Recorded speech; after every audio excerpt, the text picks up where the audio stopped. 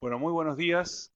Les damos la bienvenida por haber llegado, a quienes están acá presentes físicamente y a los cientos de personas que nos estarán mirando desde otras partes de la región de América Latina. Bueno, en realidad son 4, pero se habían inscrito más, así que esperamos que se vayan sumando a lo largo de la mañana, del mismo modo que esperamos que vayan llegando otras personas que se registraron. No es fácil llegar acá, por las cuestiones que ustedes bien conocen, los locales. Así que bueno, nos vamos a dar el tiempo de que en esta introducción la gente se vaya sumando y a fin de no dilatar más los horarios de inicio y por respeto a todos y todas las personas que han llegado a horario, vamos a tratar de respetar los tiempos. Bueno, el motivo del encuentro ustedes ya lo conocen, es este coloquio sobre metodologías de investigación participativa orientados a adolescentes LGBT. Y esto es parte de un proyecto general en el cual FLACSO Argentina se asocia con una universidad de Inglaterra, la Universidad de Lancaster concretamente, para justamente analizar temáticas vinculadas con la salud mental de la población adolescente LGBT en el contexto del sistema educativo. Y esto es producto también de una negociación que lleva casi un año, que implicó un conocimiento de los distintos equipos de trabajo, pese a que ya existía una relación precedente a través de la presencia de Andrew Clarke, que está aquí presente y ya la van a conocer en una de sus exposiciones, que es un especialista en salud pública, orientado a temas de niñez, adolescencia, y que recientemente se ha mudado, ha cambiado de sombrero institucional, y está trabajando como asesor senior en Save the Children en Inglaterra. Y para que tengan una idea, el periplo que ha hecho Andrew es un poco atípico, porque acaba de venir de Nairobi y de acá se va a Sierra Leona y después al Yemen. O sea, un poco para que vean cuál es el esquema ordenado de viajes que tiene. O sea que en su cabeza obviamente corren muchas realidades y circunstancias que lo hacen justamente tener una visión muy particular de lo que está aconteciendo en el contexto de la niñez, fundamentalmente de la perspectiva de los derechos. Y en este sentido, esto está enmarcado en un proyecto de investigación que está en crecimiento. Y bueno, y durante esta semana hemos tenido algunas actividades que luego van a conocer en detalle. O sea, ha sido una semana muy, muy intensa de trabajo y pensábamos que era muy importante aprovechar esta visita para socializar y compartir la posibilidad de tener este equipo de investigadores e investigadoras para que de alguna manera la audiencia local pueda también disfrutar de los conocimientos y, por qué no, también promover un diálogo y un intercambio y un debate entre todos quienes estamos aquí. Hola, buen día. Entonces, les voy a explicar brevemente nuestra mecánica de trabajo. Si bien esta actividad ustedes saben que está auspiciado, patrocinada por dos programas de acá de FLACSO, fundamentalmente el programa de Ciencias Sociales y Salud, que coordino, mi nombre es Raúl Mercer, y el programa de Educación, que está representado en este caso por Dora Niedviecki, que no sé si en algún momento se va a sumar acá, pero sirve este momento para hacer un paréntesis y un agradecimiento muy especial al equipo de trabajo. Me estoy refiriendo concretamente a Carlota Ramírez, a Karina Simino, a Pilar Basile, a Dora Niedviecki. ¿Me olvido de alguien más? A Blas Reddy, a Valeria, que está, bueno, está acá presente, a Marina Elichiri, no está acá, ¿no? La conocemos virtualmente. O sea que esto es un poco para que vean que el resultado de este trabajo no es producto de una responsabilidad única, sino que hay un equipo que estuvo trabajando y que realmente se puso, dio tiempo al tiempo para que estas cosas puedan concretarse. Hechas estas introducciones, simplemente comentar la metodología de trabajo. Nosotros le vamos ahora en un minuto a darle pie al resto del panel de apertura para que haga su presentación. Vamos a tener dos exposiciones. La primera a cargo de Mark, y una vez que finaliza la exposición abrimos un espacio de debate que va a estar de alguna manera regulado en cuanto al manejo de los tiempos. y un segundo momento a cargo de Liz con un debate ulterior. Y para esto lo que vamos a pedir es que nos manden en forma, para la gente que está conectada virtualmente, capturaremos los aportes desde el chat y los traduciremos en forma escrita para que lo tome el panel. Y para ustedes, obviamente, lo podrán hacer en forma directa con el panel al final de cada exposición. El primer panel va a estar moderado por Carlota, y un segundo momento en donde vamos a tener la participación de Alex con su presentación y un momento de debate, y luego una presentación de Andrew también con un momento de debate. Esta es la metodología, y entre ambos paneles vamos a tener un momento de relax para que cada quien haga lo que desee. Así que este es un poco el sentido de la actividad. Esta actividad está siendo video grabada, así que luego vamos a poder tener acceso a este material como recurso para ver todas las cosas que se dijeron y que por la celeridad de los intercambios los vamos perdiendo, pero además como potencial recurso docente o pedagógico para las actividades que estén desarrollando en distintas partes, pensando que esto también es una fuente de conocimiento interesante como objeto de análisis. Así que estas aclaraciones, ¿vamos bien? ¿Sí?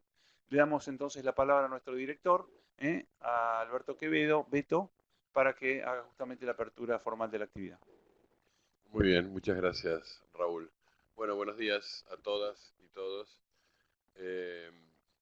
Además de darle la bienvenida a quienes estamos acá presentes en la sede de la FLACSO Argentina, también saludar a toda la gente que nos sigue vía internet, y al equipo nuestro de educación a distancia y de FLACSO virtual que coopera con nosotros, así que muchísimas gracias. Darles la bienvenida a todos y todas, pero quiero subrayar algo que es la bienvenida a nuestros colegas, amigos de la Universidad de Lancaster. Desde que Raúl nos informó sobre este proyecto, a nosotros nos alegró mucho poder tener esta asociación con la universidad. Darles además la bienvenida a trabajar en conjunto en un proyecto que para FLACSO resulta especialmente importante y porque tiene algo del espíritu con el cual esta institución nació. FLACSO nació con una idea de trabajar los problemas de América Latina de manera regional, tomando no solamente las temáticas propias locales de la Argentina, sino también tomando las temáticas que tienen que ver con nuestro continente, y hacerlo también de manera innovadora, es decir, estando muy atentos a lo que son la aparición de los fenómenos sociales, políticos, económicos, culturales de la región.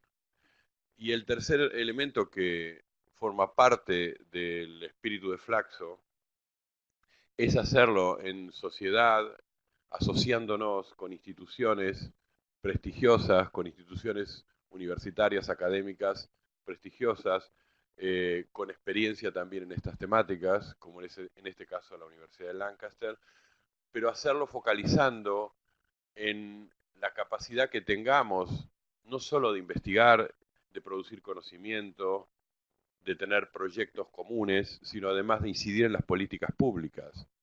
O sea, de sumar en esto también a quienes son los responsables de las políticas públicas.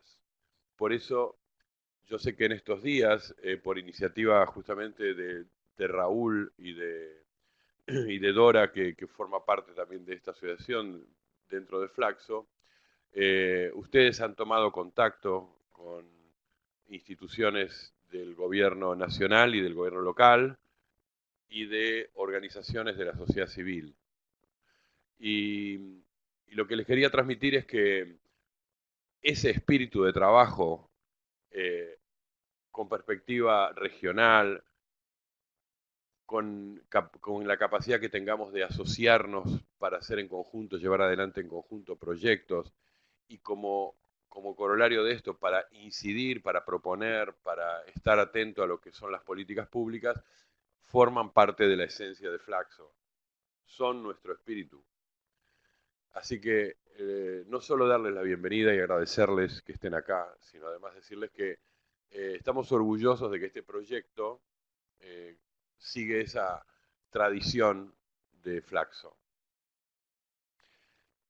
La segunda cosa que les quería decir es que para nosotros el trabajar en conjunto dentro de la institución es muy importante. Entonces, allí Raúl y todo su equipo de Ciencias Sociales y Salud ha convocado a otras áreas de FLACSO, ¿no? Al área de educación, por un lado, al IICSAL, que es nuestro centro de doble pertenencia de investigación con el CONICET, y al doctorado, y por eso está Pedro acá, que forman parte, pilares importantes de esta institución. O sea que nuestro orgullo de este proyecto está también de que este proyecto pudo tejer, coser distintas áreas, programas y proyectos de la FLACSO. Y en cuanto a lo regional, también sabemos que la convocatoria logró sumar iniciativas similares que hay en Chile, en Colombia, en Uruguay, en Paraguay, en Perú. Eso es la FLACSO, digamos, pensar Latinoamérica desde Latinoamérica y pensar que los problemas que tratamos acá en Argentina, en este caso los problemas de los jóvenes LGTB en su relación con la escuela en particular, pero no solo eso, sino su relación con la sociedad, con la cultura de esta época, son comunes a muchas de las realidades de los países latinoamericanos y son comunes a muchas de las realidades de otros países como el Reino Unido, digamos, donde también se viven este tipo de demandas y nuevas problemáticas desde la sociedad.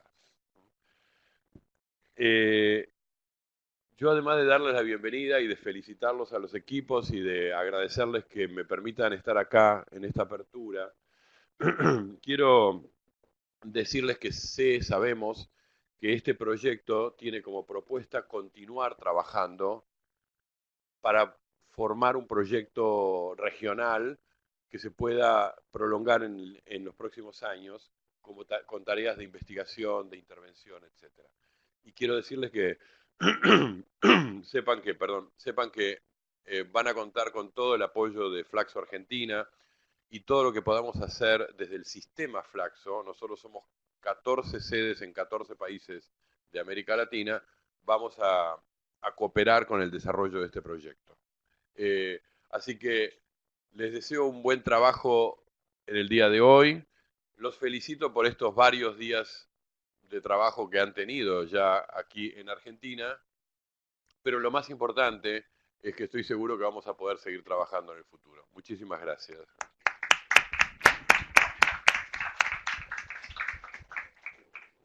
Una aclaración. Muchas gracias, Beto, realmente por tus palabras y aparte por el apoyo que no es de este proyecto, es un apoyo permanente que tenemos de parte de la institución, ¿no? Una aclaración que es que la actividad después va a ser en inglés y el motivo no es una cuestión de colonialismo lingüístico, sino es porque no tenemos dinero para hacer la traducción. O sea, simplemente queremos hacer esta aclaración. Y en sintonía y en línea con lo que nos venía planteando el director, la presencia del doctorado de FLACSO en la voz de Pedro Núñez, que es justamente el director del doctorado en Ciencias Sociales de acá de FLACSO, le vamos a dar un espacio también para que haga sus comentarios relativos al evento. ¿Qué tal? Buenos días a todas, todos. Gracias, Raúl, Beto, por la invitación. Es un gusto enorme acompañarlos esta mañana. Para nosotros desde el doctorado, la oportunidad de tomar contacto con investigaciones, con investigadores e investigadoras de distintos países es un aspecto central de nuestra propuesta. A partir del momento en que Raúl nos convocó a sumarnos, él sabe, y todo su equipo, que nosotros también tenemos una preocupación central en cuanto a los temas de género. no solo porque muchos de nuestros doctorandos y doctorandas lo toman como problemática, sino porque una de las cuestiones centrales que queremos plantear desde el programa de doctorado es precisamente la intención de instalar temas de agenda desde las investigaciones, la incidencia en las políticas públicas, como bien mencionaba Beto anteriormente, hasta el punto que en este momento tenemos 2 personas que están cursando y que obtuvieron una beca que llamamos Claudia Pía Baudraco, que era una activista trans, que organizamos junto con la Subsecretaría de Diversidad Sexual de la provincia de Santa Fe y la Federación LGBTQ de la Argentina, lo cual para nosotros es importante no solo por la posibilidad de que personas puedan realizar el doctorado, sino porque creemos sinceramente que ahí hay una manera de incidir desde la academia en las temáticas relevantes y las que deben ser discutidas. Nuestra sociedad es una sociedad compuesta por múltiples identidades que se articulan de manera plural, y algo de eso se refleja también en el doctorado. Tenemos personas de distintos países con distintos intereses y perspectivas de estudio, y no buscamos homogeneizar, sino que nos parece precisamente que esa diversidad de temáticas, de intereses, es lo que enriquece la posibilidad de trabajar juntos. Así que sumarnos a este tipo de actividades, la mirada interdisciplinaria, la perspectiva regional, son todos aspectos que nos parecen centrales y que creo que este proyecto se enmarca dentro de esos intereses. Felicitar a Raúl y su equipo, que ha logrado que ustedes, espero, se sientan cómodos durante su estancia en Buenos Aires, lo suficientemente alejados de su país como para conocer realidades diversas, y también lo suficientemente cercanos que hasta ha logrado que llueva hoy, ¿no? Ha hecho un mérito fundamental. Así que estamos muy contentos. Cierro con una mínima reflexión. Beto decía algo en relación al futuro, ¿no? Siempre la expectativa es no solamente cuando uno se encuentra en este tipo de espacios, es disfrutar de este presente y del momento y del intercambio que vamos a tener a partir de las exposiciones de los colegas, sino fundamentalmente pensar algo que nosotros sostenemos, y que es que mañana va a ser mejor, es decir, todo lo que a partir de ahora se abre cuanto a posibilidades de intercambio, de continuar pensando proyectos de investigación, de profundizar los lazos entre realidades que pueden parecer lejanas y ajenas, pero que tienen muchos más puntos en común de los que uno muchas veces puede imaginar. Así que felicitarlos e instar a seguir pensando juntos. Me parece que los desafíos que tenemos como sociedades, los desafíos que tenemos desde el mundo académico, de las políticas públicas, requiere de este esfuerzo de articulación y de precisamente disfrutar, divertirnos y aprender pensando juntos. Así que bienvenidos y bienvenidas. Gracias, Pedro. Bueno, hechas estas presentaciones, pasamos del acto formal de apertura al momento académico también tan esperado. Vamos a invitar a Carlota, a Liz y a Marc para que se acerquen acá.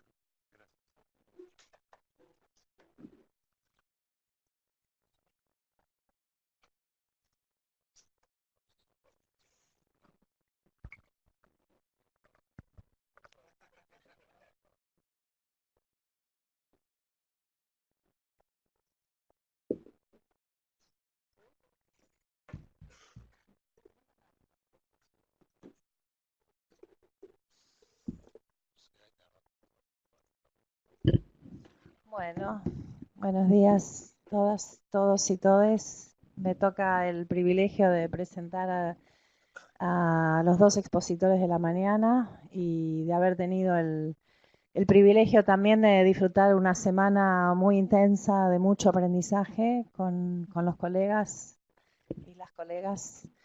Y para iniciar este panel vamos a darle la palabra a Marc Limmer. Marc Limmer es investigador y profesor de la Universidad de Lancaster en el Departamento de Equidades en Salud. Además de ser un actor clave en este proyecto, se dedica a sus temas de interés, son, bueno, las inequidades en salud, temas de los colectivos LGTB, pero tiene un particular interés también en las masculinidades y la construcción de las masculinidades y las nuevas masculinidades con miras a pensar en sociedades más igualitarias desde la perspectiva de género. Así que no voy a tomar mucho tiempo en las presentaciones para que dispongamos de ese tiempo para escuchar a Marc. Good morning, and first of all, apologies for the fact that we're all going to have to speak English. I think we've been slightly humbled by how poor our Spanish is compared with your English, so apologies. Is that better? Yeah. Okay. Will you wave if I go quiet? So my intention this morning is to share with you some thoughts and ideas I have in relation to my work on masculinities, but very much in the spirit of sharing, and I'll be really interested to hear how this, how much you agree, how much you disagree with what I'm saying, and for me, one of the important things is we have an ongoing dialogue and conversation about how masculinities for young people move forward. So these are some thoughts. I've worked with young men for about 30, probably more, 30 years, in many different ways. Initially as a youth and community worker, and then working in sexual health and working in HIV, and then more latterly in policy and research. And I think I bring in this presentation my thoughts that are directed from all of those sources. But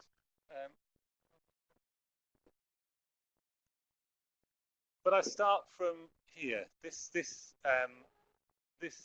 was me, aged 15, very attractive young man. Unsurprisingly, at this point, a virgin.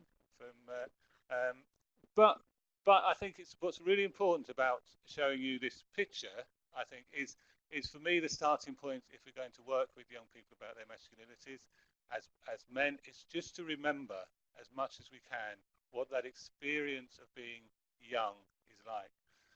And in the UK, we spend a lot of time, and I think I'll spend some time this morning, talking about the problems of masculinities, the problems that young men cause or are seen to cause. But when I was 15, that's not how I saw myself. That wasn't my understanding. At that time, I was excited to be young. I was wanting to explore. I was frightened by lots of things that were around me, and it was a time of constant change and difference for me. And I think sometimes we have to remind ourselves, I think that is what young men are going through. We're not, some of the responses and behaviours that young men are involved in are a product of being young and a product of that. And so I like to share that. Well, I don't like to share that picture, but I share that picture just to remind myself and us what it is that we're talking about. But I'm interested. So I've got two screens here, so I'm mainly interested, I think, in this talk is just saying a little bit about masculinities and working class masculinities. So masculinities in relation to people who are living in deprived and poorer areas, particularly in the UK. And this was a quote from Martin McIngale in about 20 years ago, who summed up what he thought young masculinities' interests were. And he described that as the 3 Fs, and he described that as fighting, fucking, and football.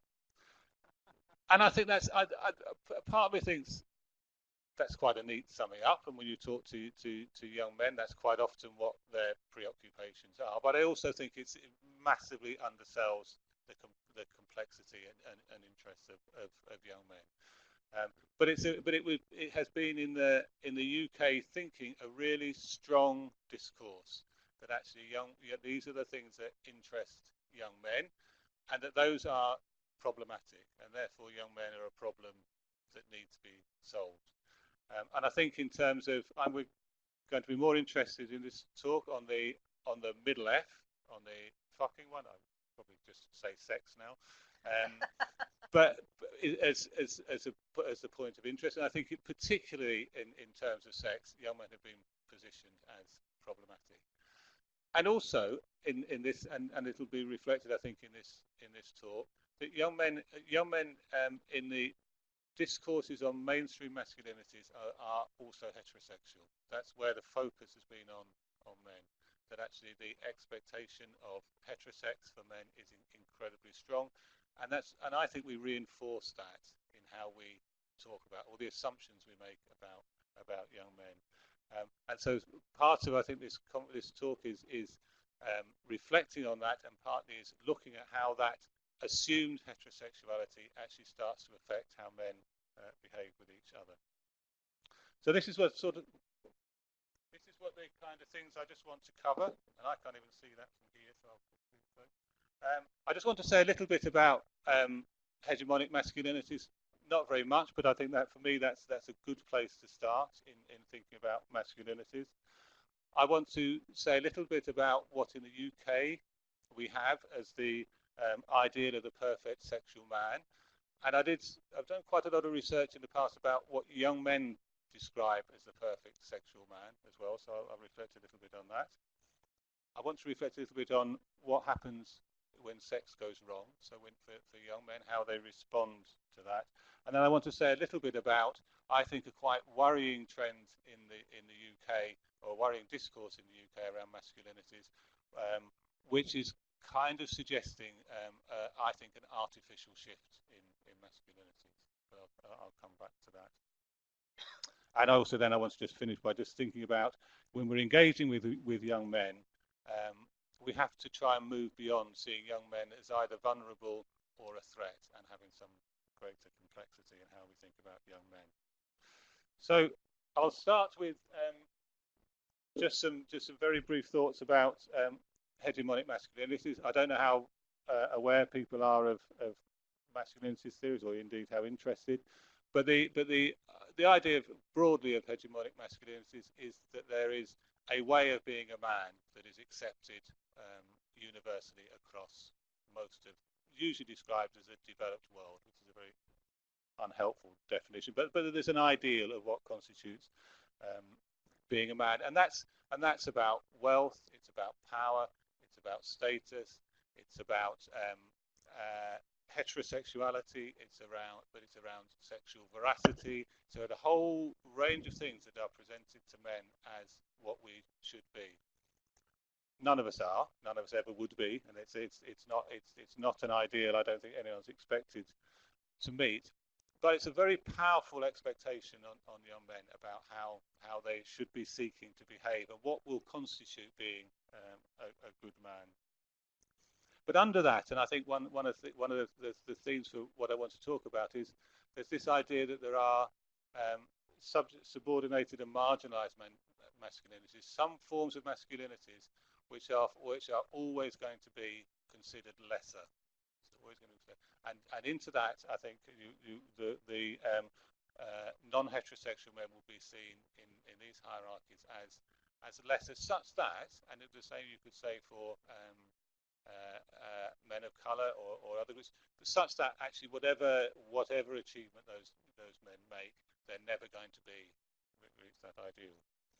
So there's that level, but there's also another level of marginalisation for masculinities, which are those which are a product of some more social factors, so things like deprivation and poverty and those things that become barriers to ever achieving masculinities.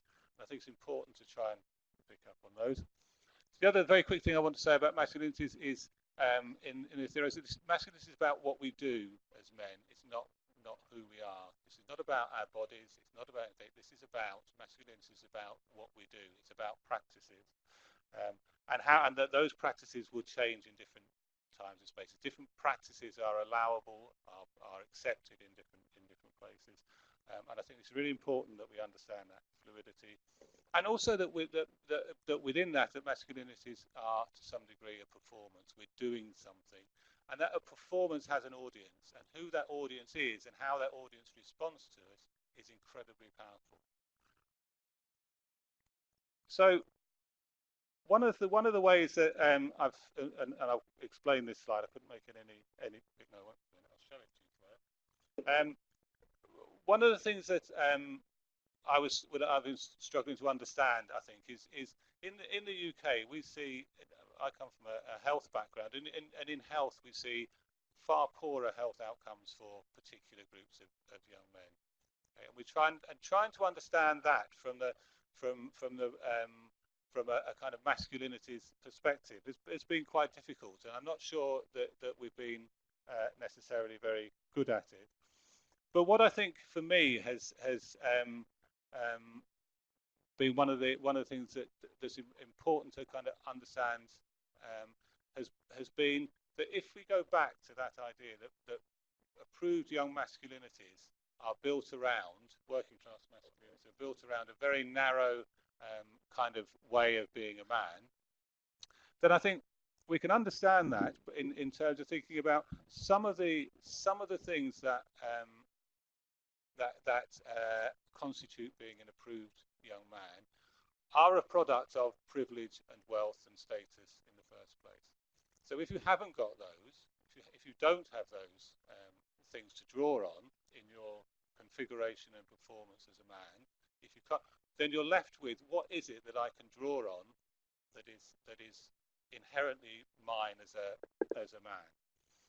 And I think that's where why we start to see for young men who don't have those access to those other forms of masculinities, a much stronger focus on those which they do have access to, and they do have access to sexuality and sex.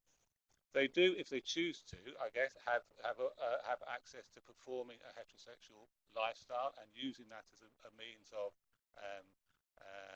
superiority over women and what within it should be described as lesser men. And they do have opportunities for some kinds of sort of physical dominance. And I think for me, what we see is that actually what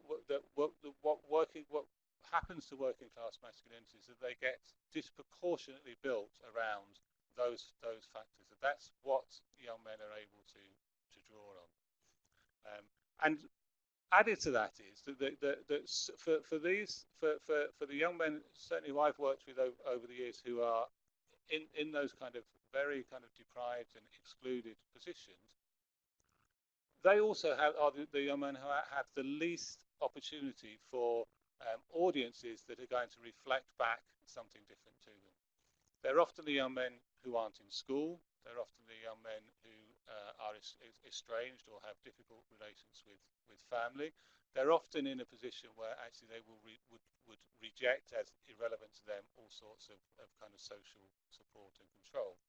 So not only have they got a more reduced repertoire, if you like, of ways of being a man open to them, they almost start to exist in an echo chamber where that way of being a man is constantly being reinforced and reproduced. And I think this is important from a policy point of view from the UK, because in policy, what we have tended to do is to penalise the young man, is to try and change the behaviour of the young man will be to criticise young men's sexual behaviour, to criticise young men's violence, their lack of engagement with school. When actually what we probably much more need to be doing is thinking about how we give all young men access to those different ways of doing masculinities that may involve redistribution of wealth. It may involve different ways of distributing power and status in our societies, and that is a much more productive way of bringing about change in relation to young men. And I certainly think in the UK we don't have that. I don't know if you do in Argentina. In the UK we certainly don't. And I just wanted to say, some conscious of time, just something very quickly about the ideal sexual man, because I've been interested in sex and masculinities. I think the idealized sexual man in UK terms is heterosexual, and Richardson, for example, has used the words that masculinities in the UK compels heterosexuality. That's her phrase.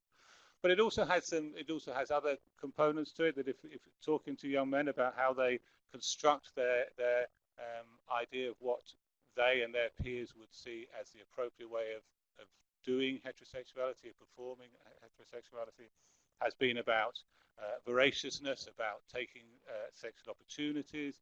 It's about laying claims to leadership and expertise and the superior role in terms of sex. It's very much focused on having a functional and attractive body, having the right body to do sex with, and also what's been described as the pornification of sexuality. So the kind of reproduction of particular ways of doing sex that are inherently exploitative to heterosex, in ways inherently exploitative to women. And these are the ideals, I think, with which men are trying to make sense of their sexuality. And in the UK, one of the difficulties I think we've had for many years is we don't have the levels of sex education, we don't have the levels of guidance and support for young men that allows them to think about how they challenge that way of being a man. And I think we're very poor so far at thinking through how we might challenge some of that construction of being a man. And I think there's some, and I think particularly I have an interest in understanding intimate partner violence and sexual violence, and I think there's some of the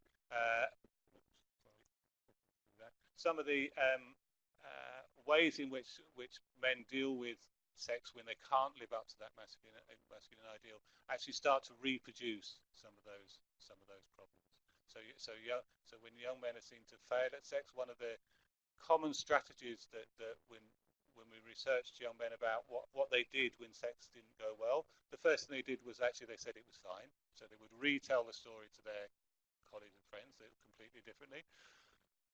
The other thing that was slightly concerning was that that very quickly became a way of blaming young women. That young women weren't performing their part of the sexual ideal rightly. So either they weren't being attractive enough, they weren't doing the sexual activities which the men wanted, and consequently those relationships didn't work. And I think there's been a shift there's been a kind of constant theme in research around young men's sexual health, which is just demonstrating how it's women that get the blame when sex doesn't work for men, and that's being reinforced, I think, for young people. I like that slide so much I put it there twice. And finally, I just want to say something about what I think is a new, and in the UK, I think a worrying discourse in masculinities. And it's certainly around in America. I'm not sure how much is around in Latin America. But this idea that masculinities have fundamentally started to shift, and this has been I think, led by some American and UK academics, Eric Anderson and Mark McCormack. And their position is that actually there is a new way of doing masculinities, which consequently means that homophobia is something we no longer need to be concerned about, that we have dealt with homophobia. And the evidence they draw on is that there are men, and actually when you look at their research, there are middle-class men. There are men who are good at sport. There are men who are able to subvert usual ways of doing masculinities, but in a way that doesn't actually change anything. Okay? And this has been used in the UK to suggest that we've had this fundamental shift in masculinities, and that we are starting to see a change such that we no longer need to be overly concerned about homophobia and about exploitation of women. And for me, it comes back to this notion about how we're able to practice as men. If we can draw on, if as a man you can draw on a whole range of other masculinity affirming characteristics, like you're good at sports, you're rich, you're privileged, then the fact that you put your arm around another man or you kiss another man, you are able to present that as a way that in a way that it can be presented as a way that actually means that there's a change in attitudes towards homophobia and affection between men. But in reality, it's just playing out a kind of subverted view of masculinities, and there is no change in how those underlying ideals of masculinity work. And I'm drawn, and I think one of the things that the two authors make a big claim about is the fact that in the UK and America, men greeting each other by kissing on the lips was becoming more and more popular. But this has always been something that men are able to do. And the other picture, I don't know how many of you are followers of football, but that's Alan Birchinall and Tony Curry in about 1970. I have a terrible knowledge. In about 1973. And they were very famously in the middle of a football match. They'd had a tackle, and they were kissing each other. And at the time, it caused concern in the news. But for me, it's exactly the same thing as we were seeing being replayed in some of these ideas of new masculinities. And actually, those two men, Tony Curry, was certainly implicated in violence against women. And Alan Birchinall remains a very kind of, traditional hegemonic masculine figure around football clubs in the UK. This was nothing to do with changes in attitudes then, and I think what we're seeing in terms of what's being described as new masculinities is nothing to do with change now. But it's a very worrying discourse that started to filter into how we think about masculinities, and is taking the focus away from the need for us to change. So thank you for listening and to my English, and I'm happy to answer any questions, of course. Bueno, vamos a abrir unos minutos para preguntas o comentarios o reflexiones, lo que surja. Agradecerle muchísimo a Mar por la presentación. Quería agradecerle también, digamos, el compartir la foto, porque de alguna manera creo que marca el tono de la presentación de Mar, invitándonos a involucrarnos, ¿no? A dejarnos afectar por la temática. Me parece que es como un inicio bien interesante de nosotros como adultos pensando en los jóvenes, en estos hombres, varones que están construyéndose y poder afectarnos y pensarnos nosotros, ¿no? En este caso Mar como un adolescente y poder cambiar esa mirada y de alguna manera recuperar esas sensaciones. Y también quería recuperar, porque la verdad que en una presentación muy pequeña queda muy claro y me parece que es un debate muy interesante pensar el tema de las masculinidades no solamente en lo que hace a los sujetos, sino cómo esas masculinidades representan también una construcción y una distribución desigual e inequitativa, y que la manera de transformar no es convencer a los chicos que tienen que ser más buenos o de construirse, sino de alguna manera también transformar algo de las relaciones sociales que producen este tipo de subjetividad, ¿no? Así que bueno, quería recuperar esas dos cosas, agradecer a Mar y abrir a preguntas.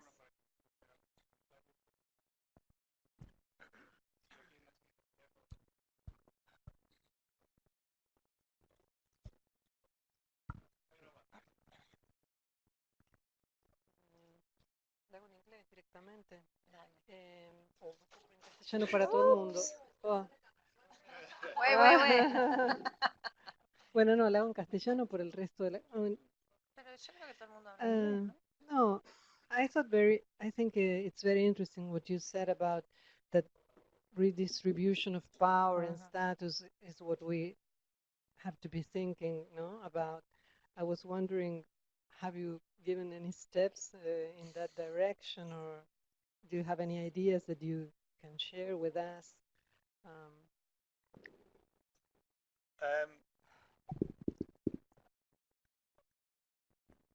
Yeah, well, yes, I think there's the in a sense I think there's a solution which would be or part of a solution which would be really helpful, but I don't have any confidence it will happen. Which I think we in the UK we have possibly the most unequal society in the world, and actually part of this is about redistribution of wealth. We have a huge amount of wealth that I don't, and I think there's fundamentally in some of this it is about how we distribute our resources so that people do have access to other forms of masculinities. I think other than that, at a more, and I think that's at a fundamental level, we can't kind of run away from that. But at a more immediate level, I think we're particularly in this project and others, we're interested in how the impact that schools can have, and I think there's and particularly interested in how we can use things like sex education. But it's been really good to hear about the kind of integrated and comprehensive sex education you have here. I think they're good opportunities. But more importantly, I think it's probably about how we enable working class young men to actually engage with school in the first place. That actually we have in the UK a relatively small number of young people who don't attend school at all when they should do, but we have quite a high number who describe that even when they're in school they feel marginalized and ignored, and there's lots of groups who would have that experience, but I think young men would as well. So I think for me there's some really structural things we could do, but I think that the more immediate things we could do were probably more related to how we engage young men in education and actually what we do with them once they're at the schools. But if anyone has any better solutions, I'd love to hear them.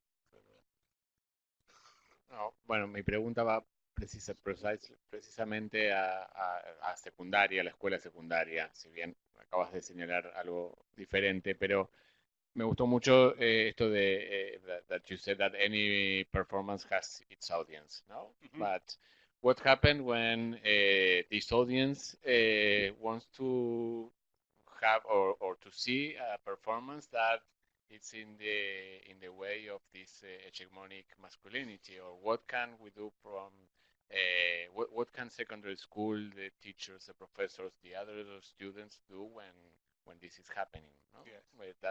That's an important clue for me, because especially the education system has this hegemonic way of reaching sex. So they are responding to what the institution wants to see. Absolutely. Many times. Yeah. No? Like as Willie says, no? Said so long time ago. Yeah, I completely agree. When one of the research projects I did with young men, we asked them who they trusted to talk to about sex and being a man, and the commonest response was my friends. And for quite a lot of young men, they were not able to name anyone else. And so you're right. You create that kind of what in English we would call an echo chamber. So I say to you, you say the same thing back to me, and gradually and I think you're right. I think there's something we need to be doing within schools, and things like how men behave in schools, male teachers behave in schools. As a very quick anecdote, I used to teach sex education in school, and was teaching in a classroom, a group of boys and we were talking about respect and treating each other respectfully, and outside the classroom, sort of equivalent about that, outside the door, there was a teacher in the school who was shouting and pointing at a child, and you think, what's the point in me being here? We've had a 30-minute lesson, which you may or may not have listened to, and you walk out into an environment that just reinforces ways of being masculine. So I agree. I think it's much less about the talk curriculum and much more about how we model masculinities in schools. Okay, there are some intergalactic questions coming from people who are connected virtually, and then we'll come back to the Earth. Sí, vamos a leer la pregunta y después te pasamos. Luis Carlos Ariel Ruiz Chow asks, you have a very interesting reflection. In Nicaragua, there are discourses about the LGBTQ community, but they talk about the community as in a general way, when in reality, it's not the same to be a young LGTB from the working class, from the middle class or upper class, and if you can comment on how this exclusion for poverty apply also to the community. Possibly, but I've probably got a colleague who can do it a lot better. Okay, well, I think so. While we've been in Argentina, it's been thank you for the warm welcome and the interest that you've shown in issues around LGBT young people. And we have visited people some who are in the audience, and we have met with ministers, and we have seen all the work that's being done. And there are some strong similarities between the way that LGBT young people's life experiences is mediated or shaped by the socioeconomic resources that they have. So the patterning in the UK would be similar, that if you are from a poor background and you are LGBT, that means it's harder to deal with the discrimination and the violence maybe that you may come across. So that might mean that you are more likely to be made homeless, so thrown out of home. It may mean that you have less education to be able to find the information and the resources in order to find yourself a place to live. There is some suggestion in the evidence that LGBT young people from poorer backgrounds are more likely to leave school early, have less qualifications, are less likely to have a good job and a happier life. So that there is a very, very distinct difference between being LGBT and being wealthy and privileged in comparison to being poor and having fewer resources.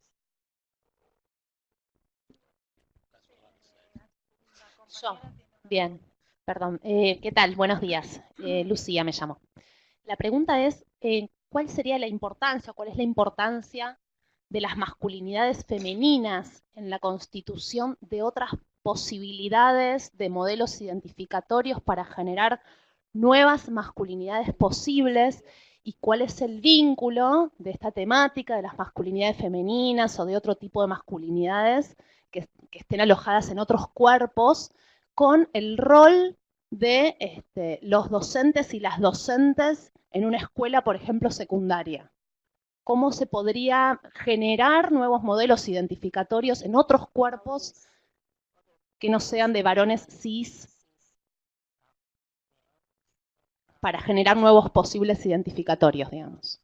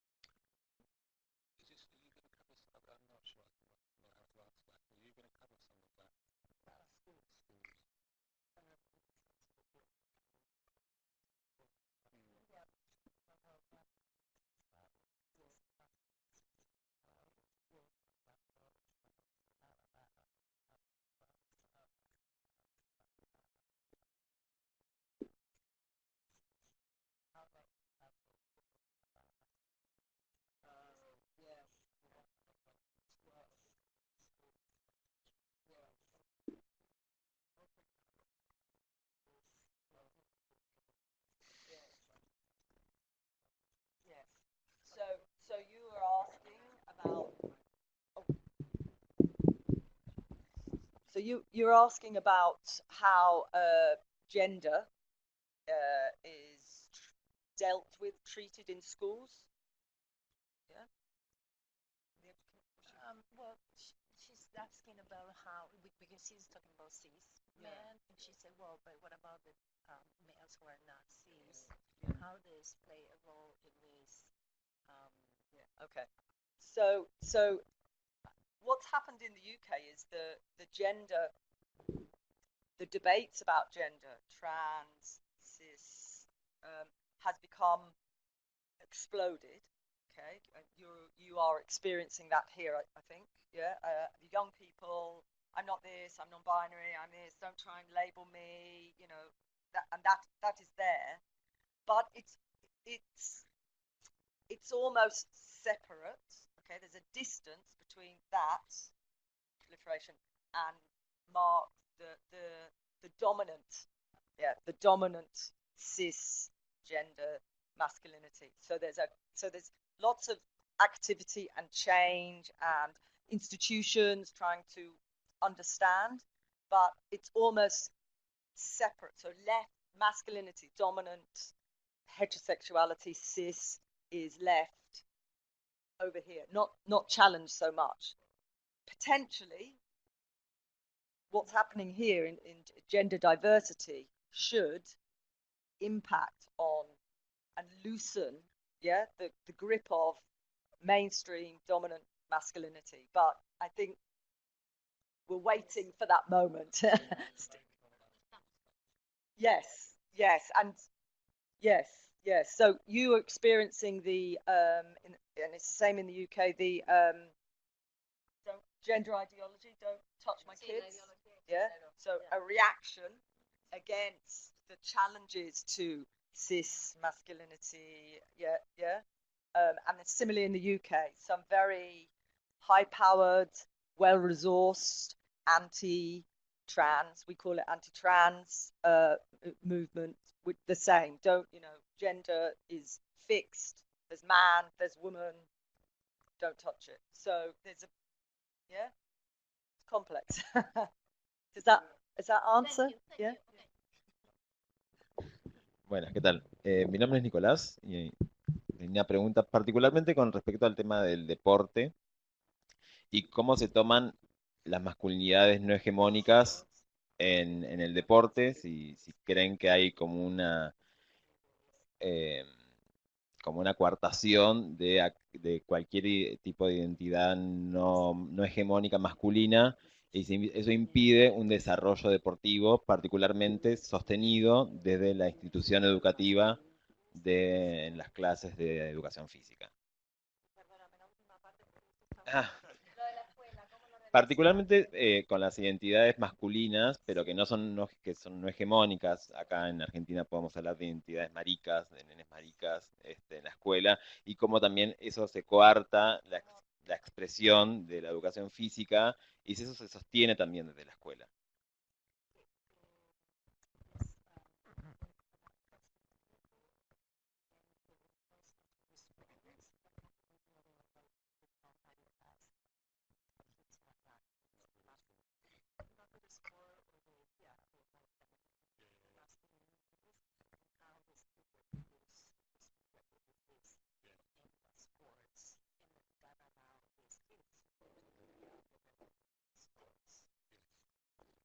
Thank you. For me, I think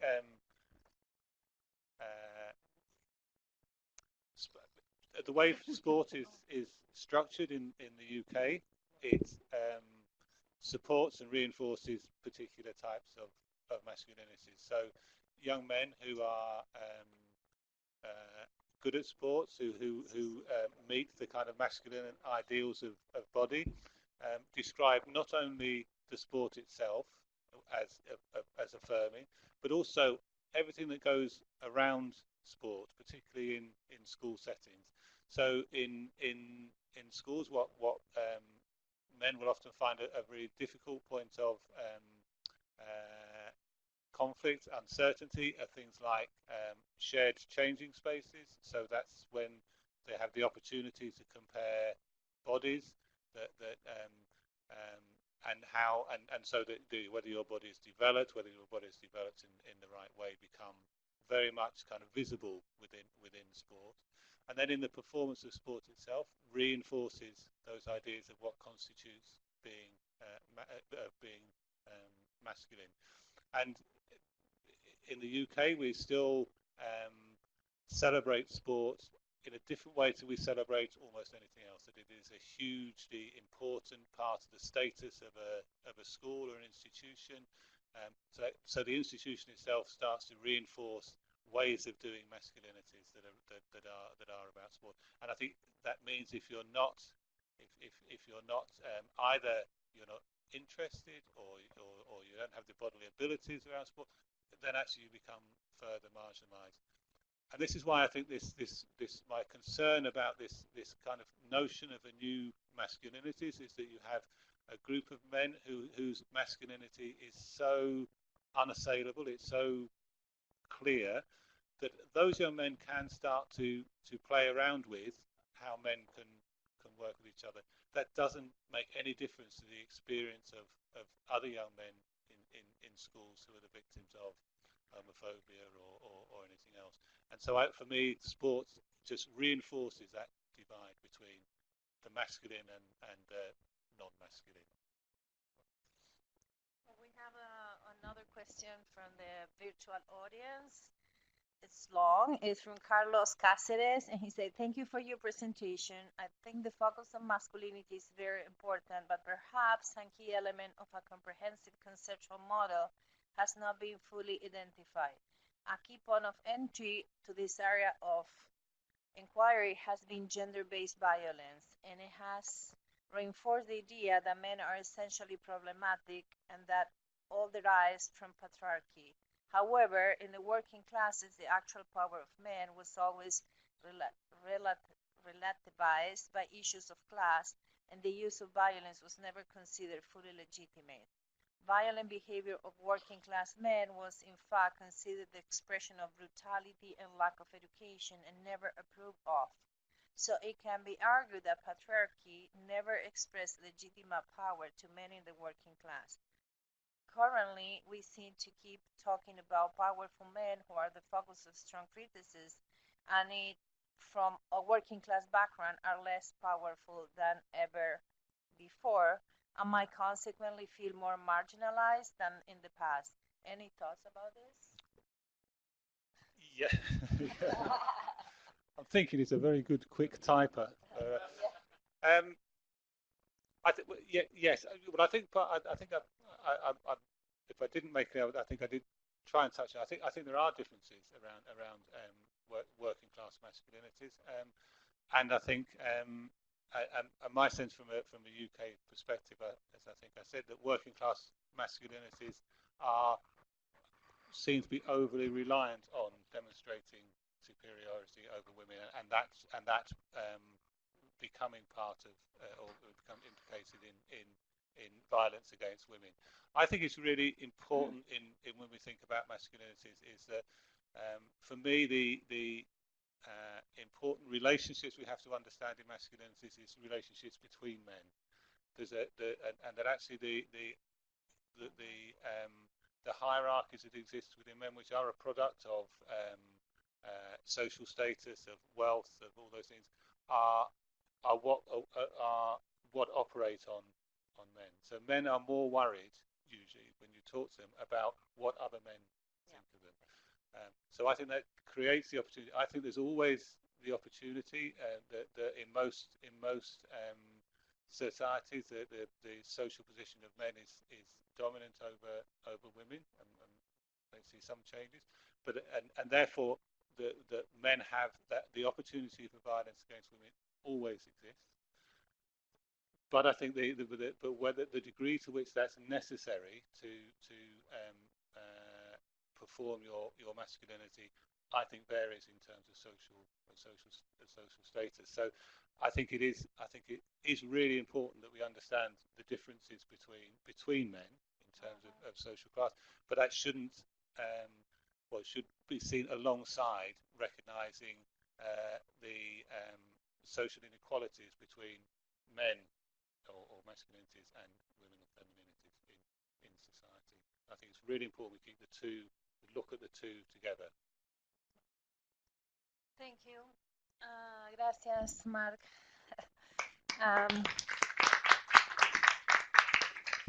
Bueno, le vamos a pasar el mic ahora a Elizabeth McDemon, Liz, después de esta semana. Liz es también investigadora de Lancaster, de la Universidad de Lancaster, con muchos años, creo que más de 20 años de investigación en temáticas que tienen que ver con los jóvenes LGTB, en relación con la salud mental y la exclusión, y es también consultora de organismos gubernamentales y también internacionales en temáticas de jóvenes LGTB. Y bueno, le paso la palabra, así aprovechamos que creo que hay mucho interés en la audiencia en esta presentación también. Thank you. I must apologize as well for my Spanish being so poor that I'm going to speak to you in English. And I'm going to talk to you about... Closer? Ah. I have a loud voice. Normally it's no issue. Yeah. Better? And I'm going to talk to you about a study that was conducting at national level, investigating LGBT young people, suicide and self-harm. And before I talk about the study, I wanted to say a little bit about what a fantastic experience we are having in Argentina. First of all, in Buenos Aires. First of all, amazing, warm people. We love the kissing, right? Yeah, we are going to go to the UK and do that in our workplace. And also just for me personally to see all the different ways in which you're dealing with sexual and gender diversity in the country is just fantastic. I've been working in this field of LGBT population health, both as a health worker, as a public health worker, and now as an academic for 30 years, yeah, and it's been sometimes a long, long battle, yeah. So it's wonderful to see you all taking up and addressing the issue. The other thing I wanted to say is that we love FLACSO. You are like our sister brother institution. You work in the same way that we do. We were taking marginalized issues around health, education, wanting to make change, government level, through social policy, but always working with the individuals affected by marginalization and organizations that are working with those populations. So that is how we also work and how we think research should be done. So through participation and trying to impact. So this study that I'm going to talk about does all that. Voila. And it is a study that was, in a similar way to Argentina, a study that was commissioned by the government, the health department, to provide evidence to support the implementation of the national suicide prevention strategy. So at a national level, there was a recognition that LGBTQ populations and indeed LGBT youth populations were more vulnerable to suicide and self-harm. So this study, rather than demonstrating the inequality between LGBT youth and heterosexual cis youth, was trying to understand why. Okay, why do LGBT young people have a higher likelihood of feeling suicide and self-harming? Also, it was trying to understand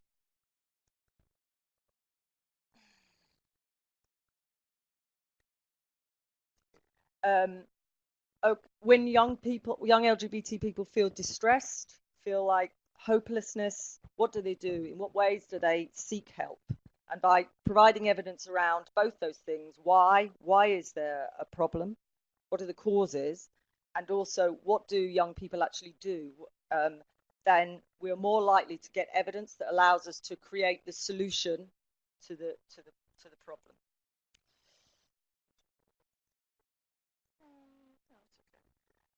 So I'm going to talk about three things briefly. this is very briefly, I'm going to talk about what we found in the study in terms of why there seems to be a greater incidence of suicidality and self-harm in LGBT young people. Briefly about what help seeking, so what did they do to try and help? And then very briefly, what in the UK we consider the major policy levers, so the main focus for policy in order to address the problem.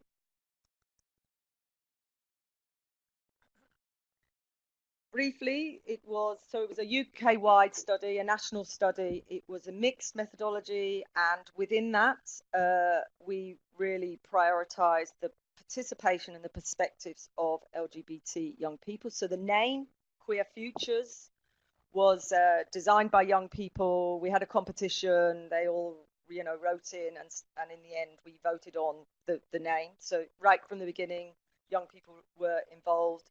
We had 2 ways of involving those young LGBT young people. We did an online Facebook group, and also we went to, in the UK, we have LGBT youth groups, so like NGOs throughout the country, not everywhere, and we involved those youth groups in the research we were doing, designing the questions, advice on how to do that ethically, advice on how to recruit young people, and also the issues generally. So we did online and face-to-face qualitative interviews, and the second stage. So from those interviews, we then designed a online questionnaire. We also did a questionnaire with mental health staff.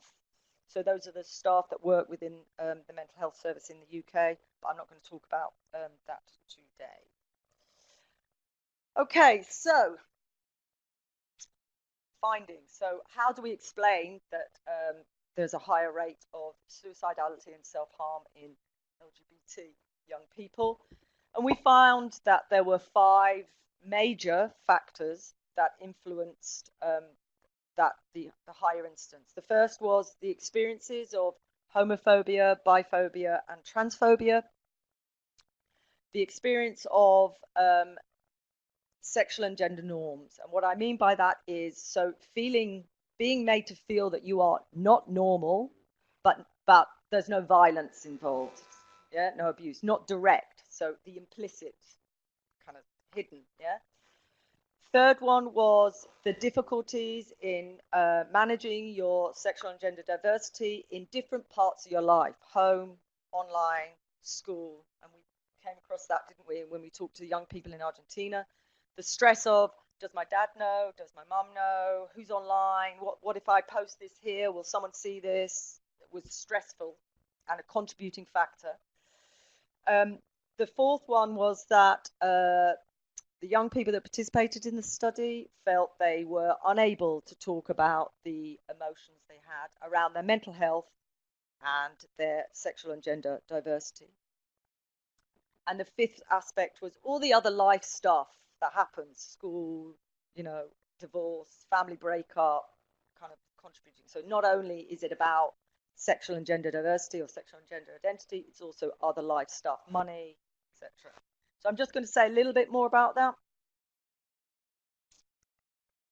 It's doing 2 clicks. So first of all, homophobia, biphobia, and transphobia. And we wanted to know where that was happening. So you can see on this graph that the place where where young people most experience hostility around their sexual and gender identity difference was at school. So over 80%, which is not a surprise, okay? And then you can see the lesser places are in public spaces, on the internet, and at home. So we need to remember that when we think about policy that we want to drive forward or how we're going to tackle the issue. So when we looked at we did the statistical analysis, we found that 70% of the sample had, have I not clicked? It's because I'm clicking now. Too many clicking. 70% had experienced abuse when they were self-harming, or so abuse around their sexuality or gender, or feeling suicidal. Those who were trans or gender diverse or unsure about their gender, and those who were disabled were twice as likely to experience abuse around their sexuality and gender in comparison to lesbian and gay and non-disabled. Bisexual participants were less likely to experience biphobia. And if you had experience of that abuse, you were 1.5 times more likely to have planned or attempted suicide. So the more extreme end of mental health, poor mental health. So that was, thank you. Can you keep saying?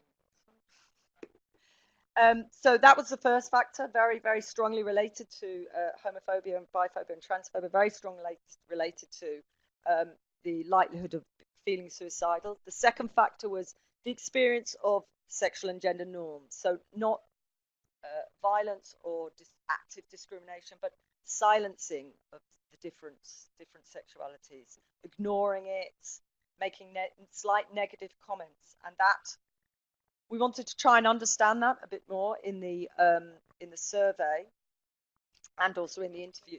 Thank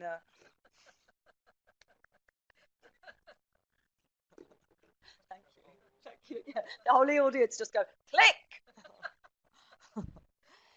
So this is an example of one of the young people that we interviewed. This is Farouk, who was 24, gay, cis male, and Asian, British Asian, and talks about how he had difficulty accepting his sexuality, felt lonely and isolated, and would go home and self-harm because of the distress. And he put that down to a lot of because community and friends who were Asian thought being gay was completely wrong. So they didn't actively abuse him or beat him up, but he knew within his friends and community that it was wrong to be gay. So this is what I mean by sexual norms, just they're implicit there. And we found that that trans young people, gender diverse, help me. Gender diverse young people were more likely to feel the strength of those norms, and they were more likely then to plan or attempt suicide. And bisexual young people were least likely to feel the strength of those norms, and least likely also to feel that affected their suicidal feelings. Yes. The third factor was this idea of trying to manage your sexual and gender identity across different parts of your life. And this is a bit of a complicated graph, but we wanted to ask where the places and how often the young people were hiding their sexuality or their gender identity. So, for example, in religious places, all of the time, the majority of young people were hiding. In school, majority of the time, most of the time, you can see quite often, not so many were out. Similarly at home, the internet, people find places to be out, right? It's very, very, very important, yeah, to young people. And what we found was that most young people found the stress of telling people in one space, hiding it in others, very distressing, and the trans young people found this most distressing, and they were more likely to be distressed by this process compared to lesbian, gay, bisexual young people. And this distress around hiding your sexuality and gender identity increased the likelihood that you would self-harm and also plan or attempt suicide.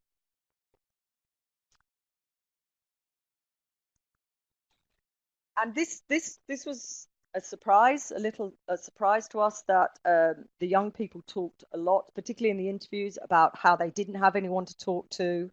And that was talking about their emotions and their distress, about all things really, about their sexuality and gender, but also about feeling distressed, and that contributed to their poor mental health and their suicidality. I'm speeding up now. And you can see on this graph that most of the young people that completed the survey felt that being unable to talk about their emotions was a contributing factor to their self-harm and suicidality. And the last contributing factor to trying to explain why is all the other life stuff that affects all young people. And again, this is a bit of a complicated graph that I'm not going to go through, but these are all factors that the young people, you can see, said completely, so the blue here, completely, very much, these start, and this was the most effect, saying that these were contributing factors. So bullying around other issues than sexuality, gender, death of a friend, academic pressure in the UK, ending with their own relationships, financial problems, family breakdown, all the things that stress us all, right? So we did some complicated statistical analysis to look at, if we put all those factors together, what was the most important factor in explaining the extreme end? So what would explaining why a young LGBT person might attempt to take their own life. So we found that self-harming, and this is replicated throughout mental health literature, were over nearly 7.5 times more likely to have attempted suicide in comparison to those who hadn't self-harmed. Those who were affected felt that not being able to talk affected their mental health, were nearly 2.5 times more likely to have attempted suicide. Those who were disabled, twice as likely to attempt suicide. Those who felt that they were affected by homophobic, transphobic, biphobic abuse, twice as likely. And overall, those with gender diverse identities, so trans, gender queer, whatever, were 1.5 times more likely in comparison to cis LGB young people to have attempted suicide. So those were the big findings. We then wanted also to know, okay, what are young people doing to help themselves when they're feeling distressed? So we started off asking in the survey, who did they ask for help? And you can see here that nearly half of the sample, okay, talk to a friend. Nearly half the sample, the internet. So no one's talking to an adult here. There were quite a few, a third of the sample that went to less primary care, GP. Often that was facilitated, at least by parents. But significantly, a fifth of the sample didn't ask anyone for any help. And you can see these are all school counsellor, teachers, helplines, parents. You can see that there are actually very few are asking for help. So this is, in the UK, this is a big concern, which is worrying. And what we also found was that young people, if they did ask, LGBT people, if they did ask for help, were waiting till they were in crisis. So waiting till there was a point where they felt they were a threat to their own life. And this is Lee, who was a 17 trans male, pansexual, white, who said, I suppose the turning point, so they are talking about looking for help. I suppose the turning point for me was the realization I'd die if I didn't decide to get better. I didn't want to feel like this for the rest of my life. I wanted to achieve something. So this is also a concern to us, because obviously if you get young people to support and help early on, they don't get to a crisis point. So we wanted to know more about why they didn't ask for help, okay? Because that helps us work out the solutions. And over half the sample said they didn't ask for help because they didn't want to be seen as attention seeking. I don't know, do you understand what I say by attention seeking? Yeah, in the UK, yes. Didn't seek help because they didn't want anyone to worry about them. They felt ashamed. So mental health in the UK, I think probably over the world, is very stigmatized. So they felt ashamed about their self-harm and suicidal feelings. They were worried about their family being disappointed, so they didn't want to be judged. They thought they wouldn't be taken seriously by adults, and they didn't want anyone to know about their sexual or gender identity. So often these were multiple, okay, not just one answers. They could choose many. So lots of reasons there about being young, being related to how we treat in the UK as adults, young people, how we dismiss their feelings, and also young people's desire to not be a burden to people, not to be a burden to their family, not disappoint them. So and also fears of how their sexual and gender identity may be treated by adults. So quite complicated reasons why those young people in the study didn't ask for help. So therefore, the solution not simple. Yeah.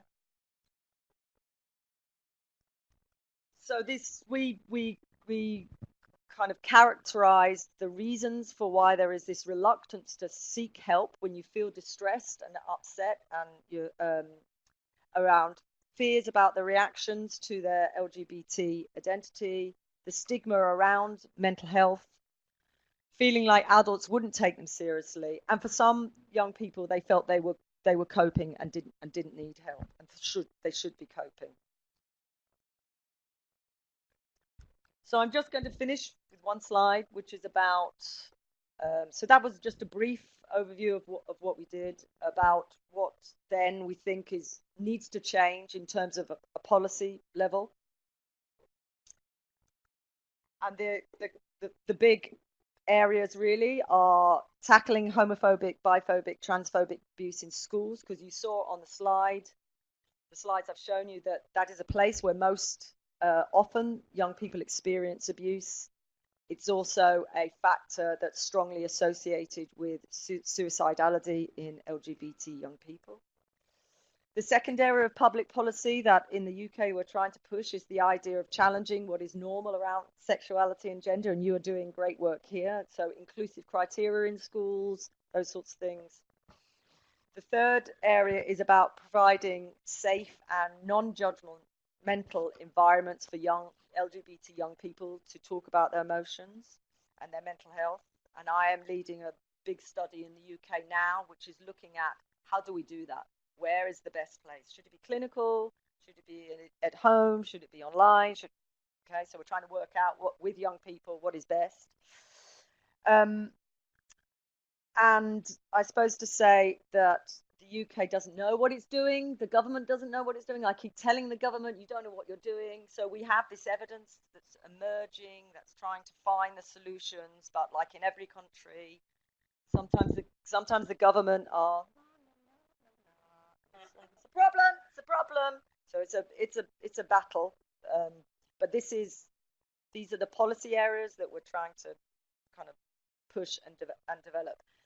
And we have a website, the Queer Futures website, where you can download free reports and slides and stuff if it's useful to you. And there's a second website, which is called Queer Futures 2, so same, but with a 2. And that has other stuff on it, which is about the study, which is investigating how do we support LGBT young people's mental health. Yes, that's enough. Thank you.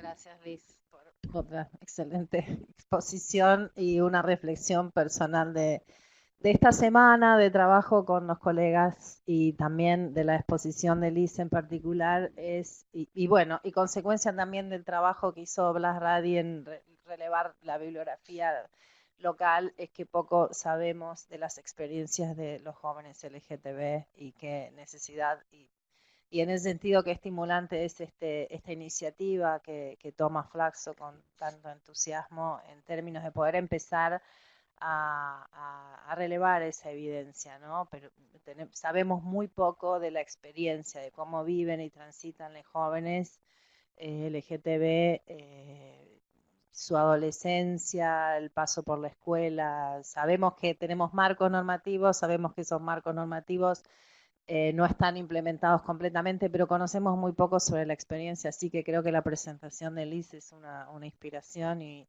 mucho entusiasmo para esta iniciativa de colaboración con Lancaster. Y bueno, dicho esto, a modo de reflexión personal, abrimos para preguntas. Florencia. Bueno, me pareció... ¿en inglés? Okay.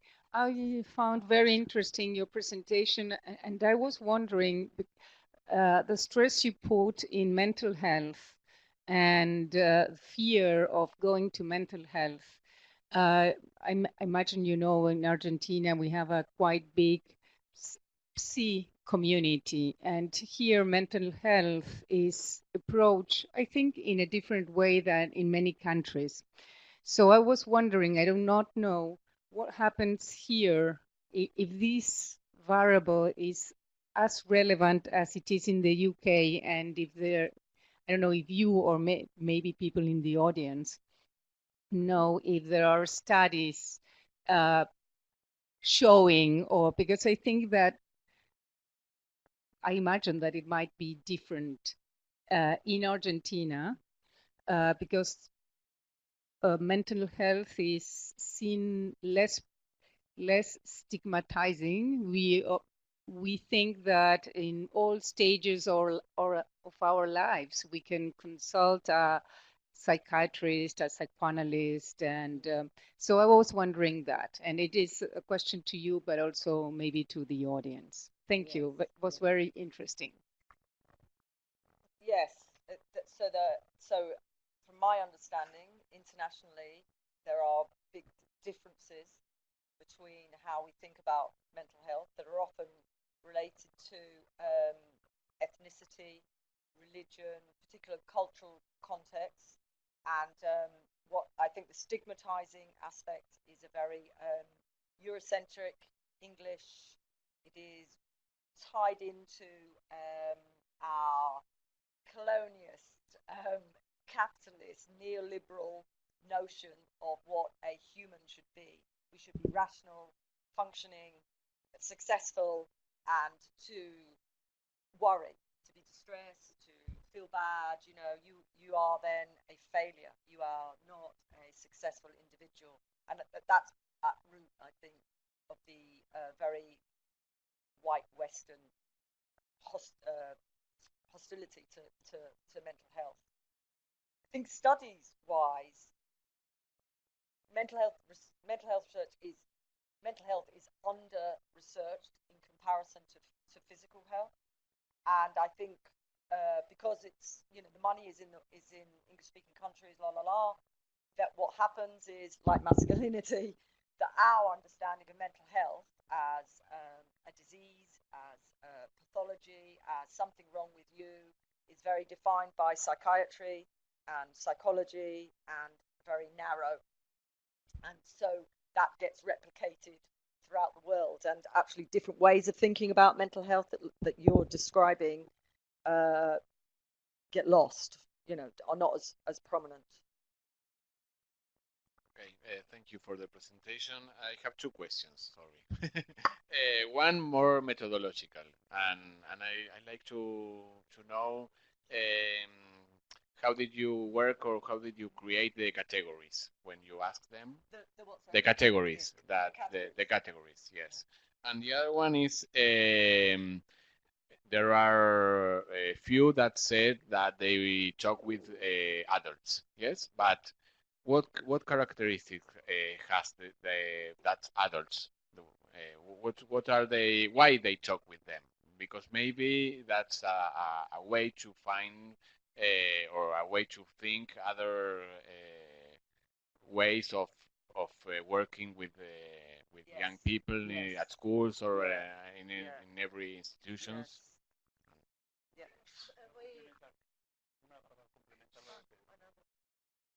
Yeah.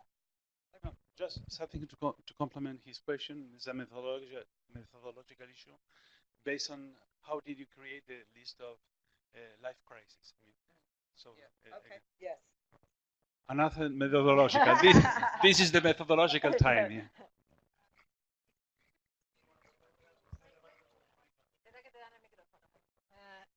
Is just to clarify, is previous experience of abuse meaning of sexual abuse, or is sexual abuse included? When I'm, yes, is it, yeah. So you're talking about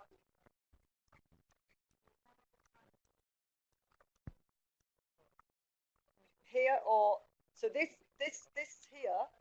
This is any type of abuse apart from related to sexual and gender identity. So being a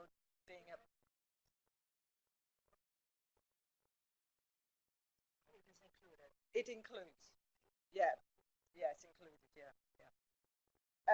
So staying with method, so we used a mixed methodology. Oh, I'm sorry. Click on my click. I'm in the moment. I'm talking. We used a mixed methodology, and the rationale for that is because this is a topic and a population group that is understudied. We wanted to start from the ground up. Okay, so if we had created our categories, our questions, we may have missed very important factors. So that meant we started with a qualitative component, okay, which was exploratory, to find out what are the issues, okay.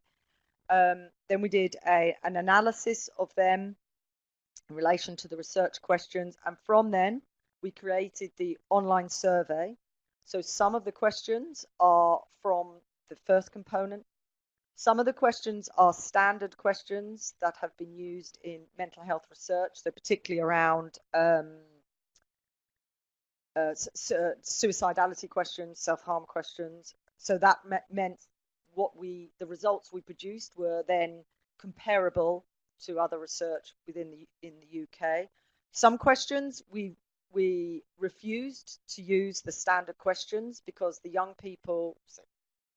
So question about. So in the UK we have a standard question for sexual orientation and gender identity. But for example, in the sexual orientation question, the standard question, the responses are lesbian, gay, bisexual, heterosexual. And the young people were like, we need many, many more. Yeah. And similarly with gender identity, they wanted other categories so that we would capture all the different identifications. Life crisis, those categories came from the same process. What the young people said, the qualitative process, and also major factors that we know are important to suicidality, sexual abuse, for example. Does that answer the question? Second question.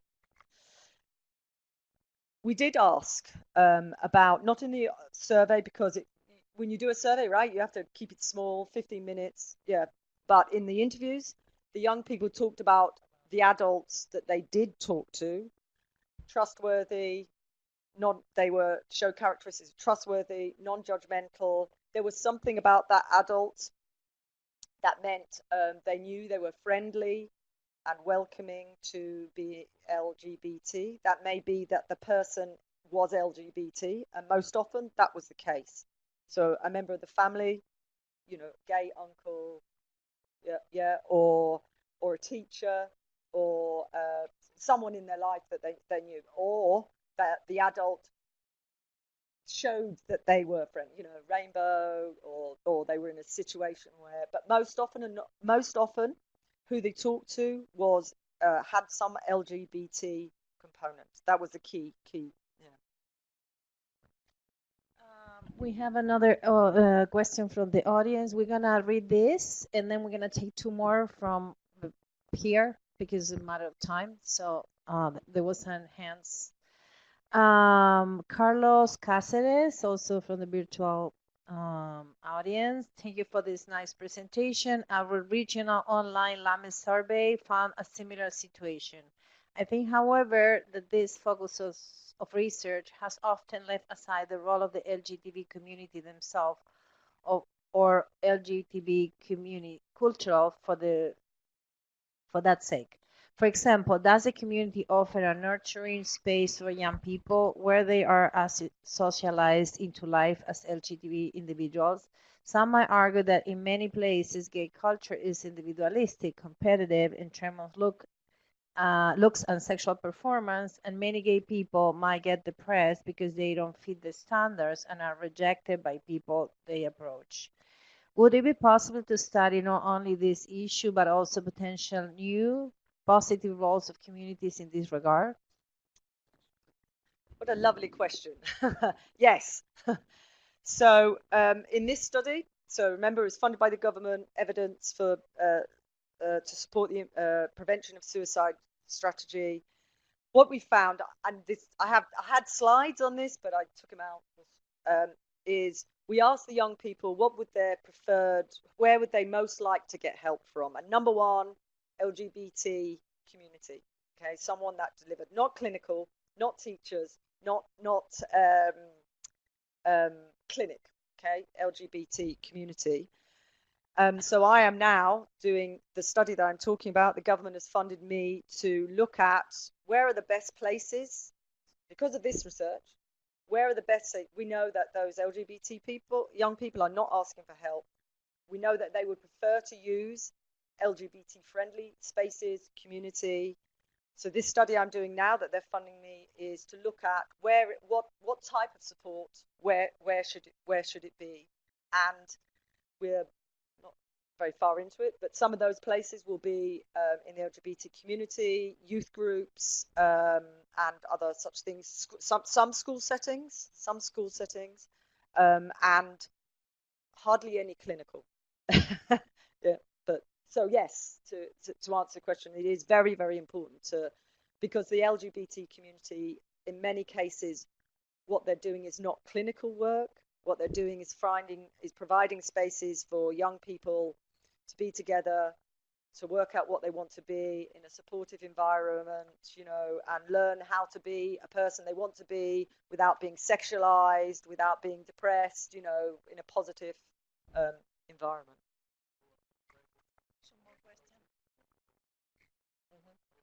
Hola, bueno, ¿qué tal? Primero quería preguntar en las categorías de crisis, ¿por qué, si es que se te pasó la cuestión de, hablo en español porque no soy bilingüe, porque no tengo el capital cultural, la cuestión del consumo problemático de drogas, como un agravante en la salud mental, lo que se llama acá en Argentina como trastorno dual. También quería comentar que bueno, que el año pasado trabajo por un área de gobierno y estuvimos trabajando en salud mental y nos tocó relevar la situación de un hospital en particular de salud mental. Estamos en una coyuntura donde recién, hace poco, la noticia creo que fue del día de ayer, se pensó, o en realidad se incluye en el censo 2020 recién, las familias LGBTQ y sobre todo las identidades trans. Digo, hasta que no tengamos estadísticas y números trans, difícilmente tengamos investigaciones sobre salud trans. También en una coyuntura donde tenemos el DSM-5 que cambió la categoría de disforia de género por incongruencia de género, lo cual a mí me parece lo mismo, y creo que sigue patologizando nuestras identidades. Entonces creo que en realidad estamos frente a un nuevo cambio de paradigma, y que debemos no solamente como entender a la comunidad trans como sujeto de análisis, sino también construir y generar nuevas epistemologías desde las identidades trans, ¿no? Cómo nos incluimos nosotras, sobre todo la comunidad trans femenina, dentro de los espacios educativos, que son espacios que nos rechazan constantemente, que no nos abrazan, y sobre todo cuando se hace mucho más complejo llegar a estudios universitarios, ¿no? Yo estoy estudiando antropología en la Universidad de San Martín y la verdad que no es una tarea sencilla, y que bueno, ¿qué pasa, digamos, con la academia? Cómo la academia abre las puertas para que nosotras entremos, porque sabemos que, bueno, hoy en día no existe esta paridad de género que se espera entre mujeres y hombres cis, para nosotras, pensándonos como investigadoras en el día de mañana, ¿dónde quedamos nosotras paradas digo, en esa repartición, digamos, de poderes dentro de la academia y dentro de los saberes académicos. Gracias. Y la última pregunta, Blas. Can I answer that now? It's Okay. a very important question. Are you going to translate? ¿Necesitas traducción? Here, yeah, listen. Okay. This is the pathologization of trans and the question of power in the academies and epistemology. Very, very, very important. It's a fantastic question, and those questions all the time we are grappling with trying to, because you are right, to change the pathologization, to challenge the pathologization. One way is to open out academy so that trans people are researchers, they drive, yeah. But in the UK, it's very difficult to do, yeah. So we could do that, yeah. One of the in the UK in Lancaster, what we do, I have 2 trans PhD students who are investigating how do we think about gender identity, trans identity without pathology, okay, which is very, very important. The other one is looking at how do we look at mental health issues for trans people without pathologizing, without saying you have poor mental health because of your gender identity, okay. So small ways of doing that. And in the UK there is some NGOs that do have a communication with the government. So the government does sometimes listens, but they so that is it's an activist, and it's an issue that is being taken, trying to deal with it. It's very difficult because also in the UK is the power of medicine, the power of psychiatry, the power that defines everything. So all the time it's the trans community and those of us in academia, some trying to say we need to think about gender identity away from it as a medical condition. The DSM just you want to rip it up. So it's a problem, a massive problem, and we certainly aren't solving it, just in small ways trying to get to that position, to the challenging the epistemology of what we know about trans and gender identity is extremely important. So thank you for raising that. I just want to, I know we're running out of time, Raul is looking at me, but I just want to say something connecting, relating with the question of Florencia in terms of the access, and it's true that I think in Argentina maybe it's not as stigmatized in mental health, but the problem is that the training of the professionals, mental health professionals, is very conservative, very cis, and even if they ask, the problem when you access the services is that you're trans or you are non-binary, and that became the problem, another real problem.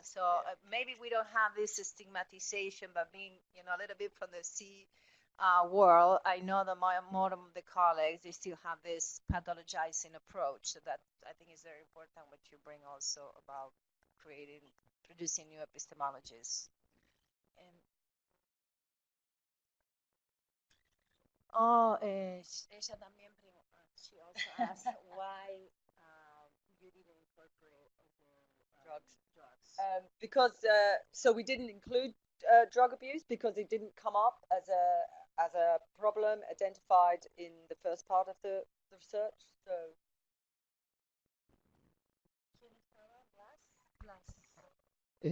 well, I think that my question is really easy. No, I don't think so. I don't think so. A methodological question. Because I was thinking that to be openly LGBT, especially trans, implies so many risks. You know that, and also the study shows it. And the question is, how did you get to guarantee participation and confidentiality, especially considering that you were working with schools and the government? Yeah. we didn't work with schools. So precisely because of the risks, we ran the study mainly online. So it was a digital methodology. So in that way, and many, many young people, as you could see from there, were not open about their sexuality or gender to at home or school or wherever. But online, I mean, there are all sorts of things you have to do to make that a confidential experience process. But that was the rationale for using digital methodologies, because it allowed that control and confidentiality, and it allows young people's control, so they can, switch off when they want, decide to say what they want. But it was really interesting because they told us things because you can't see. Yeah, they told us very private things that I don't think, particularly around suicide, which is very difficult to speak about. But when you're online, no one can see you. They told us a lot of detail in comparison. So we did do some face-to-face. It was much harder to get the young people to talk about what is a very distressing personal kind of experience. So that's why we didn't go to schools. No. Ok, vamos a hacer un break acá, le regalamos un aplauso y a la gente que está conectada virtualmente les decimos que vamos a hacer un descanso de unos 10 minutos, no se vayan. Si quieren mandar un comentario, Salud Inglés. Y en ese ámbito ha trabajado sobre problemáticas prevalentes en la niñez y ha desarrollado un modelo de hospital amigable basado en los derechos que en su momento fue publicado y tomado por algunos países como modelo de intervención. Uno de ellos es Chile, en donde el Hospital Calvo Maquena, que es el equivalente al Garraham de Argentina, desde hace años viene trabajando con esta modalidad. Y este proceso se disparó a través de dos profesionales de ese hospital. Llamativamente, casualmente o no, el área de trabajo social y el área de salud mental. Y a partir de esto dispararon un proceso que ya lleva unos cuantos años trabajándolo y que han generado un cambio cultural que realmente es espectacular en ver cómo cada una de las personas ha tomado la temática de derechos como un eje que atraviesa sus prácticas en el ámbito de los servicios. Y ahora, hoy a la tarde se va a Chile y quieren ir avanzando y profundizando este proceso en cuanto a los aspectos de planificación y gestión hospitalaria y contratación del personal. O sea que todo esto va a atravesar todos los rincones y espacios habidos y por haber en el ámbito hospitalario. Habría mucha experiencia para compartir, pero simplemente para saber uno de sus campos de interés y campos de trabajo. Y lo mismo lo está desarrollando en Nepal. Y posteriormente Alex, que es investigadora de la Universidad de Lancaster, va a tomar la temática de fundamentalmente de aspectos de participación en investigación. Sus intereses son acorde a lo que habíamos escuchado de las disertaciones anteriores en cuanto a que la temática de desigualdades y inequidades en salud y particularmente aquellas vinculadas con la discapacidad. Pero hoy por hoy es parte integrante del equipo y tiene un rol particular en cuanto a lo que es el acompañamiento del grupo de jóvenes LGBT que se constituyó para este proyecto, en donde hemos generado dos equipos de trabajo, uno en Inglaterra, coordinado por Alex, y uno en Argentina, que está coordinado por Carlota y por Karina. Y esto fue una experiencia interesante en donde ayer pudieron dialogar jóvenes de distintos países que pese a las diferencias son mucho más las similitudes y las cuestiones que los vinculan y las vinculan. Hechas estas consideraciones, me avisan acá, ¿viste? Si no, seguía hablando. Tenía preparada una canción también. Bueno, pero Andrew, it's your turn. Yeah. Right, okay. Is that close enough? That's close enough, okay. Well, thank you, Raoul, and really just to echo what Mark and Liz have already said, it's been we've had a really productive, really enjoyable week here in Buenos Aires and at FLACSO so far, and it's just been a real privilege and a pleasure just to be working together on this. I hope you'll forgive me, but I made a little bit of a late change in the presentation that I was going to share with you. I think originally I was going to talk a little bit as a follow-on to Alex's academic elements of participation by talking about some of the practicalities and barriers and challenges around more generic aspects of young people's participation. But I think sort of following kind of some of the dialogue and discussion and interest in the first part of this morning, I've perhaps decided to talk about some other aspects of working with young people and LGBTQ young people within schools and what we know about that, and just to share with you some experience and data that was collected from the north of England recently. So I hope you'll forgive that slight change, and I hope that will be interesting and contribute to your conversation. I think as Raoul said in his previous introduction, I don't work for a university. I'm a public health specialist and nurse by background. I've spent most of the last 20-25 years working in different services and NGOs, both in the UK and in many other countries. Usually lower middle income countries, but some high income countries also. I'm mainly operational. I'm involved in designing programs and supporting more technical aspects of those, particularly for maternal, child and adolescent health, service-related and public health elements. But I've always been a firm believer that in order to do that well, you have to know your population.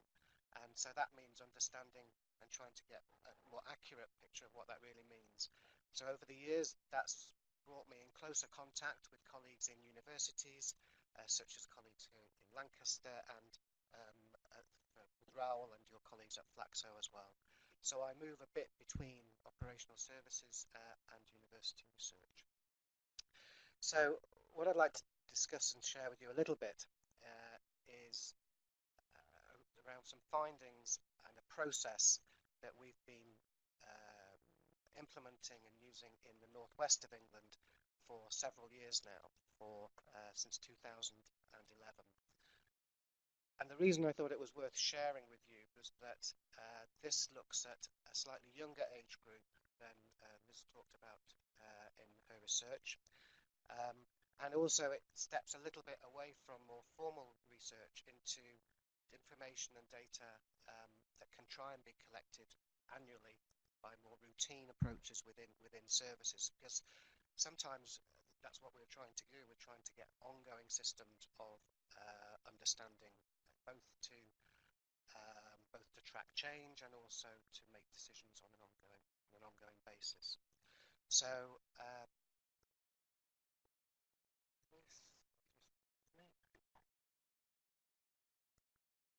I'm going to talk a little bit about the context of where we did this, something about the methods and analysis, a little bit about the findings and the limitations, and also where we think some of its strengths and contribution lies as well.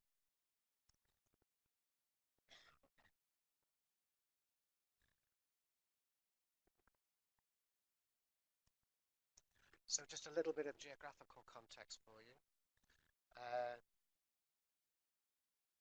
Where you can see is an area in the northwest of England called Lancashire. It's quite a large county. It's one of the largest counties in the UK. It has a very diverse population. It has some of the poorest areas of the UK, in fact some of the poorest areas of Northern Europe, but it also has some of the wealthiest as well.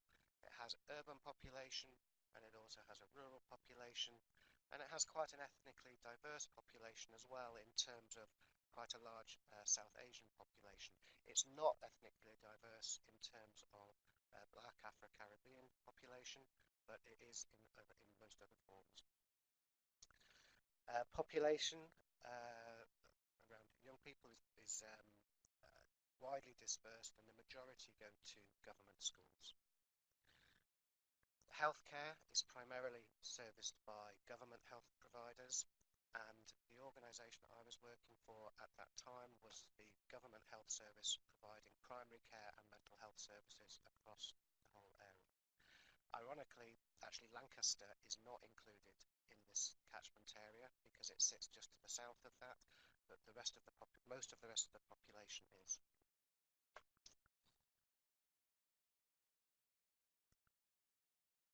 So at this time, I was working as a public health development lead for children and families, which meant I worked across a range of services, including schools, and we had particular interest in trying to understand well-being and health needs of young people better. In a sense, the background was that in around 2011, we tried to take a step back and look at services we had for school-aged children. Everybody was working hard. Services are configured a little bit differently to here in Argentina. There is a school nursing service, there are other primary care services, and they link by referral to other parts of the health system. But what we found when we were being objective was that actually we had a very inequitable service for children. Really good things might be happening here, but not over here. Your experience for support and advice as a young person was a lottery, really. Safeguarding, so child protection issues, really dominated the majority of what a lot of public health and health staff for school were involved with. We had very limited ways of measuring and understanding whether all that effort we were putting in was actually changing outcomes and helping children and young people as well. And that's common in a lot of health services. We count a lot about what we do, not the change that it creates. And that's a challenge facing health services in all countries, really. At that time, we were also, the landscape of how health services were paid for and commissioned was changing in the UK as well. And we knew that suddenly this long-term approach of the government health service providing everything was going to become different, and that different providers would be competing for contracts to do this. And we thought, why would anybody pay for a service that's inequitable and that can't show the benefit of what it's doing and that looks different in different places? So we needed to have a think about this.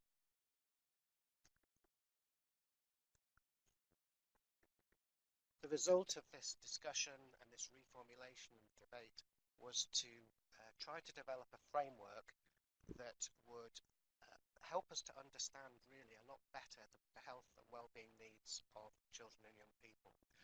What we realised was that until the age of about 5, we knew a lot about children and young people because there's much more surveillance, there's immunisations, there's regular development checks and things like this. But once children and young people went to school, we started to know very little. And that's from a rights point of view, that meant that a third of under 18s we knew a lot about, but it meant that 2/3 of under 18s or under 16s we knew virtually nothing.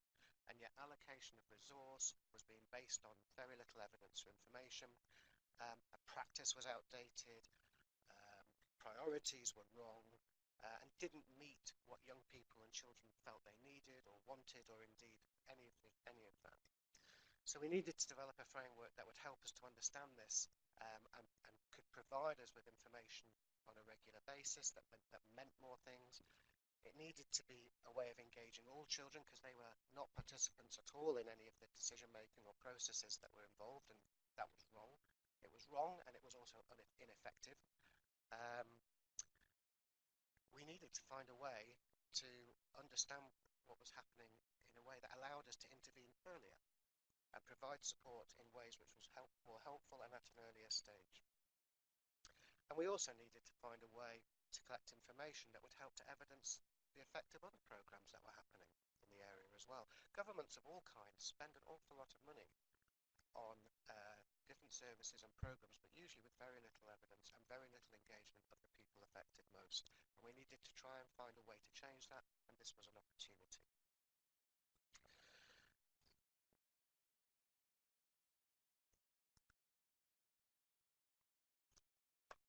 The thing I forgot to add to that was that whilst we were tasked with this challenge of creating a different type of framework that would apply to all children in all schools, we were also told there was absolutely no budget for this exercise whatsoever, and we would have to find all the resources for the development and implementation and reconfiguration of how we worked within our existing framework. So sometimes there's a perception that changes and developments in high-income countries are because there's always money, and I can assure you that's not the case most of the time. So the model that was developed was something we called School Health Needs Assessment and Response Process. It was really important that response was included in the framework because because otherwise there was a danger we would have a process that simply collected information and did nothing with it. And that was to betray the involvement and trust of children and young people, and was simply not meet the purpose for which it was designed. It was a model that could be applied to, and was applied by school public health services, so these are primary healthcare services in the government health service, but in collaboration and in partnership with schools, communities, and other groups. It's a very simple process. It begins with collecting information, and information that's collected is from the schools themselves: what's working, what's not, what do they perceive to be the main priorities. Local public health data, what already exists, because sometimes we don't use what there already is. In the case of children and young people, not a lot, to be honest. Professional experience, but primarily and most importantly, information gathered from children and young people themselves. So, and this means not a sample, this means children and young people from two particular year groups. That's year 10, which is, year 6, which is 10 and 11-year-olds, and year 9, which is 13 and 14-year-olds, in all schools in the area. And that was about 500 schools we're talking about. Beyond that, to simply have a process whereby that information was collated and analysed, and that resulted in two primary outputs, two primary purposes. The first one was that individual children and young people could be identified for additional help and support if they wanted it. And the second was that we would start to build a picture at a local level, but aggregated to a larger level around health and well-being needs of young people. This is all young people, but disaggregated by different groups, different genders, different sexual identities, different ethnicities, and different areas across our area, across our patch, which could start to better inform service responses, public health decision making, allocation of resource, and start to enable the priorities identified and experiences of children and young people to influence that in a way which was very hard to achieve before. Start to provide meaningful, concrete data on an annual basis. Whenever you're trying to advocate for your children and young people, particularly groups whose voices are seldom heard before, it's often anecdotal. And that's okay, and that can bring about change too, and it's important. But in other decision-making forums, when you're trying to compete for resources with other areas, then actually hard data speaks in a different way, and it changes a conversation sometimes in a way which we didn't have before.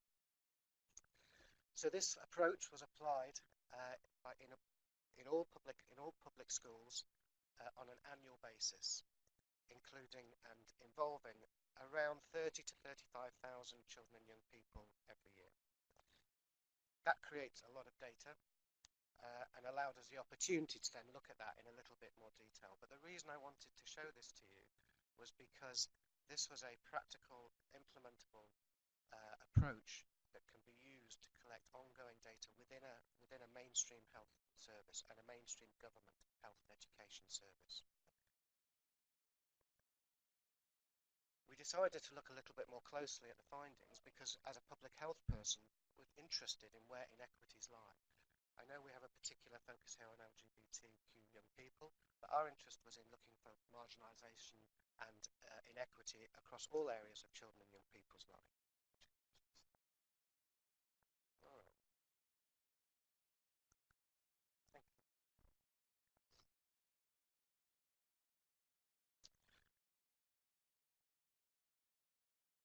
We knew from conversations and from qualitative findings that children who were LGBTQ were likely to have poorer experiences. That's not new. All the data shows this. But there was limited evidence from a UK context, and this was an opportunity where we had a large sample of young people to try and look at that in more detail. So what I'm going to show you just what we found. So this is from a group who are 13 to 14 years old.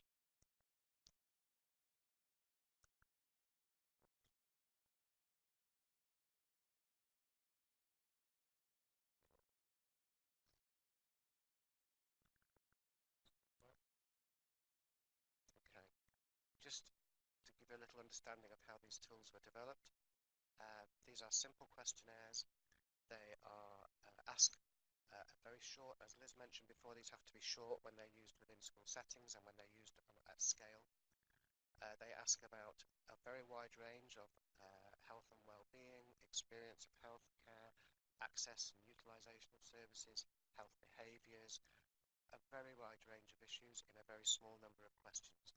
It doesn't have the luxury of the detail and focus that a specific research can do, but what it did have the benefit of was coverage. So whilst it wasn't perfect in any way and remains crude, it was an approach that allowed us to reach on a continuous and cyclical basis to young people in all settings. The tools and questions themselves were generated from other validated tools, and they were contextualized to the setting and language used by young people in our area. Where there wasn't tools, we had to create them and test them. But we had a participatory and multi-stakeholder process to review these tools every year when revisions were made and other questions were added in. So within the confines and constraints of how we operated, it was a reasonably structured, rigorous and consistent and participatory process. Our sample for this particular data set was just over 8,000 13 to 14-year-olds. And that's about 70%, just under 70% of all 13 to 14-year-olds that live in this area. So when it comes to being representative, it's a big chunk of the population, and actually in terms of ethnicity and other characteristics, we felt was pretty representative of the population as a whole. In terms of actually what happened to young people completing these tools, again, these were completed in the school setting. Always, because this was an ongoing process, there was always challenges around that with privacy. We talked a lot with young people about this, but the majority said that they felt that they were frustrated by that, but actually we worked closely with schools to try and ensure as much privacy as possible. The school system themselves had no vision over the answers or the questionnaires at all. This is essentially a contract of trust between young people and the government health service, and we build on, in some respects, a kind of a legacy of trust around that. Young people said they were comfortable with that. We would love to move towards digital in the way that Liz talked about before, and that is happening now, but at this point in time that wasn't a possibility.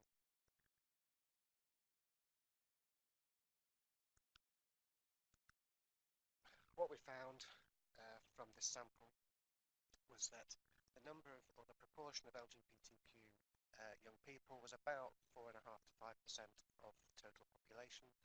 And we were fairly reassured by that, because that was something that seemed to be within the ranges that our public health body in the UK, Public Health England, felt was in keeping with what we would expect. The findings we knew would be stark, and we knew would be very different for this group compared to sexual majority children and young people. But I don't think most of us didn't really quite appreciate quite how big those differences would be. And so these are a few years younger than the sample in Liz's study, but already their experiences are marked and extremely different. And we can see that in terms of bullying, self-harm, loneliness, hope, optimism, experience of violence, the odds ratios and the difference in experience of young people across our region was markedly different.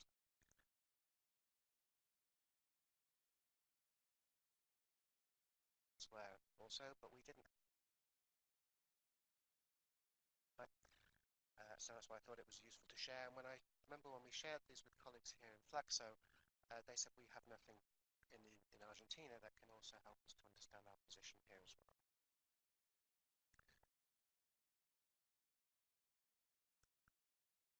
What we also found was that when we looked at young people's findings across other domains as well, we had these very stark inequities in findings that we expected, but we also found stark findings across other domains. So it wasn't only areas of mental health or isolation or or bullying where young people had different lives.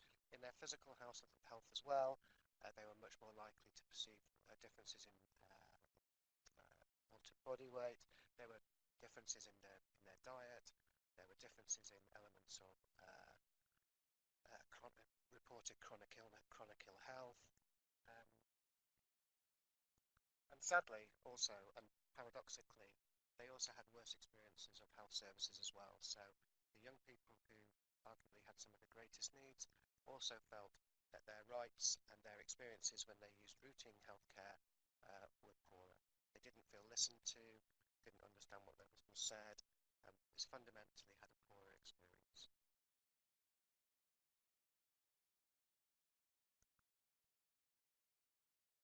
As you said, this is a very imperfect environment. It's a real environment, and there's lots of limitations that go alongside that. Couldn't control the conditions in all the settings where this survey takes place, but it improves year on year. It's self-reported. It was based on the participation was based on the ability to consent, and not necessarily health literacy, and that would sometimes lead to a different interpretation of questions. Consent itself is also an interesting sort of point to mention, particularly when trying to do things at scale. Historically, in most health services, there's a lot of regulation, and it is in most countries, around the involvement of young people. To begin with, we had to get parental permission to include young people in this approach. We felt that was wrong. We felt that often excluded young people for whom we would really want to be able to participate, those with the most needs, and it was also fundamentally contrary to their own, to their rights.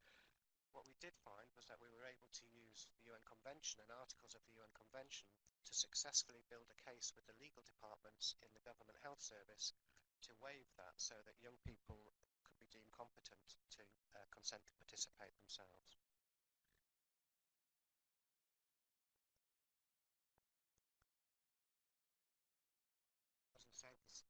The thing that we thought was useful about this was that this was the first study that we've had of this kind in the UK. Despite the challenges and difficulties, when we did statistical testing to suggest acquiescence, it was very low. It suggested that most young people were honest or clear in their responses. And in terms of practicalities and in terms of implications, obviously we were able to publish this, so it's generated quite a lot of interest. At a local level, it's resulted in a complete change in approach to how health workers are trained, more specialist services coming to support young people, and better training and awareness for staff. And it's become a real tool for advocacy in local authorities and municipalities to try and have a better understanding of this. So that's really just what I wanted to share with you. I just thought it was interesting in the context of this particular meeting, and it complemented a little bit of what Liz was saying before. Muchas gracias, Andrew. Está abierto el espacio de intercambio. Para eso le vamos a pedir a Carlota que asuma el rol de facilitadora comunicacional. ¿Alguna pregunta en la audiencia? Esa misma comentario es para la gente que está conectada virtualmente. Y si no hay ninguna pregunta, voy a hacer una. Pido la... bueno, yo lo que quiero destacar es un aspecto que se dio esta semana en cuanto a la importancia de tener datos poblacionales, que fue también un tema de debate, por lo menos intercambio también con Dora, en cuanto a esta relación entre lo que es el individuo y que para quienes venimos a la salud pública lo enfocamos dentro de lo que es la clínica y la salud pública, que es la salud poblacional, no es salud del sector público. Y en este caso, tanto en la presentación de Liz como en la de Andrew, nos muestran justamente la importancia de acceder a esta información, pero, como dijo Andrew, pegarla a una respuesta, porque el modelo que presentó es un modelo similar a cualquier sistema de vigilancia epidemiológica que tiene un componente de ajustar información, pero para algo, para acceder. Esto en contraposición a lo que son nuestros modelos de salud escolar, en donde se junta mucha información para nada. Es una crítica, no lo voy a traducir para que no se entere nadie. Y la otra cuestión que tiene que ver con comparar lo que es el modelo de la encuesta global de salud escolar versus esta que es una encuesta de evaluación de necesidades para la acción. Y es un poco la pregunta que le quería transmitir a Andrew. What I'm saying is just to highlight the importance of gathering population-based information, that we feel that is something needed in terms of reorienting policies. But also what just want to ask you is just to make a sort of comparison between the Global Health School Survey and this one that is based on the school-based health needs assessment, in terms of this kind of response is much more based on the need of the population or something assumed by the state and the government in terms of reorienting policies. Any comment about this? Yeah, I suppose only that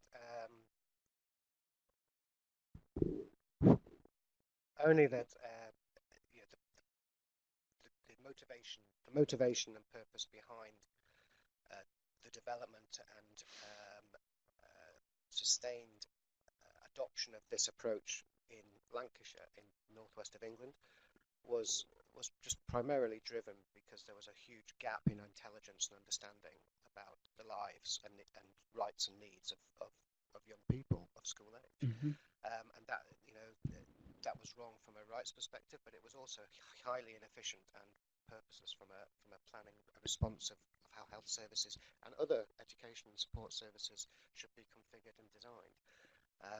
So you know, I think it was from our perspective, it was a tool to try to have a more meaningful and more routine engagement, to be able to try and track that and involve children and young people, but also to enable better decision making and better use of resources, which are getting less and less all the time.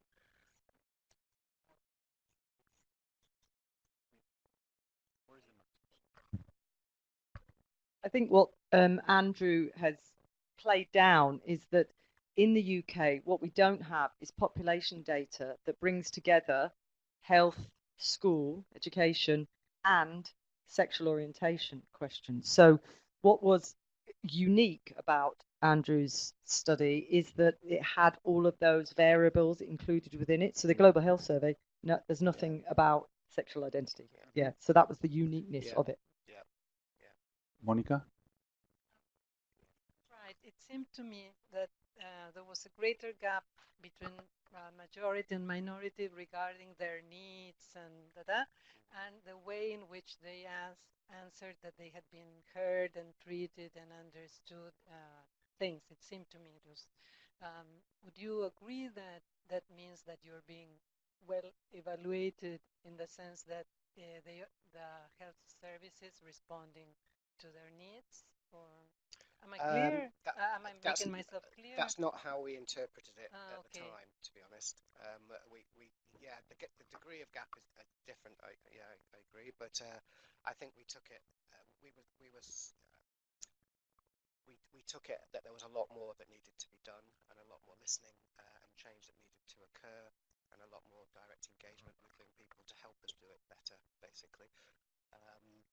But I think the scale of inequity that was being evidenced was very powerful and still is. This is relatively recent. This is a yearly thing that's collected, but having the opportunity to collate it in that way doesn't happen as often.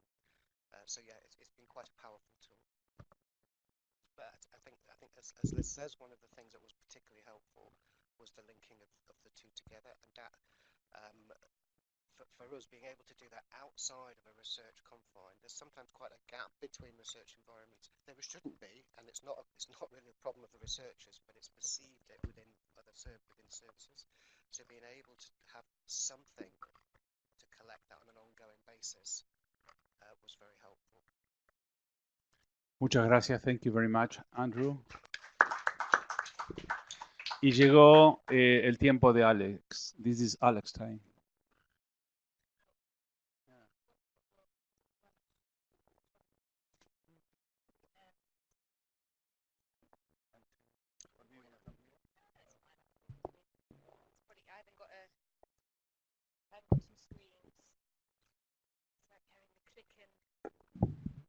Okay, so how's that? Can you hear me okay? Okay, so the focus of my presentation is a little bit different.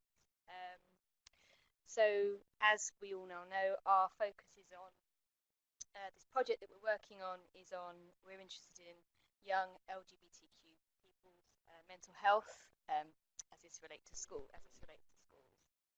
And part of that process is thinking about how we engage young people in research. So thinking about that process today, I'm going to be talking about some different ways of involving children and young people in research, specifically the benefits and challenges of doing this kind of work.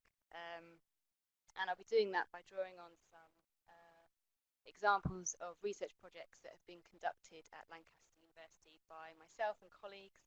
So any questions about their projects at the end, please direct to them. Okay, so I think just to start, the important question is, sorry, yeah, it's because I kind of like to see at the same time. Okay, like that. Oh Lord. Okay. How's that? So it's just, yeah, I haven't got a screen, so yeah, it's pop to look. Okay, so so the important question to start with is why do research with children and young people? What is the rationale for doing this kind of work? Because, well, historically the lived experiences of children and young people have been omitted from child-related health research. However, it is increasingly now acknowledged that children and young people can make a valuable contribution, and that research should be done collaboratively with children. So the emergence of these kinds of participatory approaches, they draw on a wider sociological movement that reflects changing perspectives about children's status in society. And this has then followed on to lead on to increasing involvement of children as participants and as co-researchers in research projects. Okay, so child or youth-led research is often predicated upon two concepts, power and emancipation. And the emancipatory paradigm argues that power is a fundamental aspect of all research relationships. And it would also challenge the legitimacy of research, which does not empower groups who are invisible or oppressed. So in the context of our focus, this would argue that the interests of children and young people as a relatively powerless group are best served when they set their own agendas and lead their own research. And parallel experiences can be traced in feminist research and in disability studies. And so really these approaches seek to deconstruct positivism and replace this with empowerment and the voices of disempowered or invisible groups. So this particular critique would challenge the legitimacy of research done into children's worlds and children's life experiences, where the research is conceived from a wholly adult perspective or adult-centric view.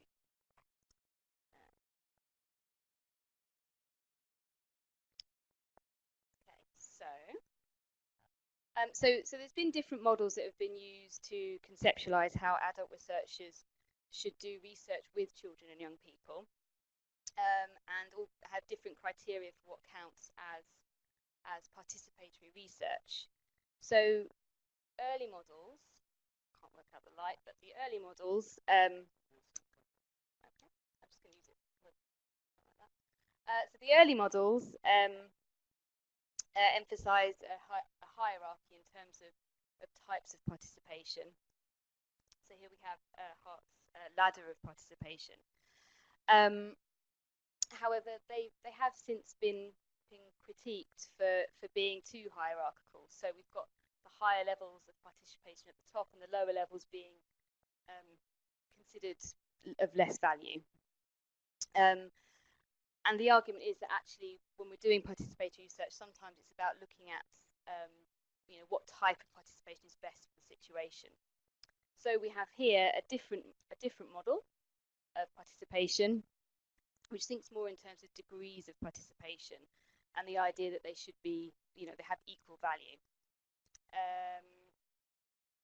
But so it has been argued by some that some of the types of participation here can be actually quite just tokenistic or consumerist, and therefore this has led theorists to think about, think critically about the design and implementation of participatory projects and what kinds of participation have value. So benefits and limitations of doing participatory research are well documented, so I'm not going to talk about them today. But less attention has been paid to the process of participation itself, and all of its messiness and messy dynamics. So, so in an attempt to kind of capture some of this process and this messiness, I'd like to focus today on the process of participation itself in research as it relates to children and young people. And as I said, I'll be drawing on some examples from research conducted by myself and colleagues at Lancaster University. And so in doing that, my aim here is to critically reflect on some of the ethical, practical, and methodological challenges of doing participatory research with children and young people. And also then to conclude with some key lessons that we have learned based on our collective experiences.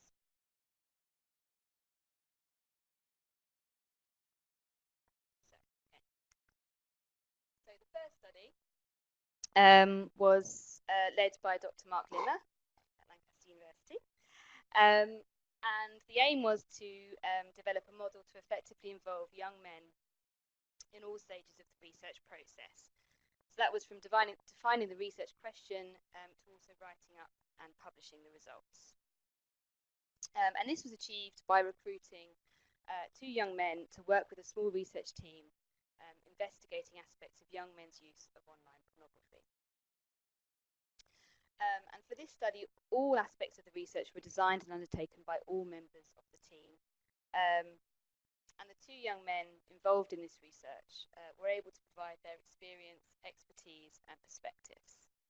I forgot to ask for photos for this, so I just took some on my own. So I hope they seem fitting and not too much for the morning. Okay, so here are some reflections on how this process went in reality. And it was felt that despite all best efforts, it was actually quite difficult to meaningfully overcome some of the power differences within the group. And so in the end, it was just felt that actually it was necessary just to accept those power differences and work on a model which recognised everyone's expertise as different, but also as valued equally. So there were ways in which that the research project could equalise some of these relationships or go to some way to trying to do that. So for example, the research team gave responsibility for calling and chairing the meetings to one of the young men. And this did help to a certain degree to equalise some of those relationships. I have a question. I'm a bit lost. Where is the intergenerational component of this study? Because intergenerational, in the previous slide, there was intergenerational. Yeah, I don't know where that. Yeah, okay.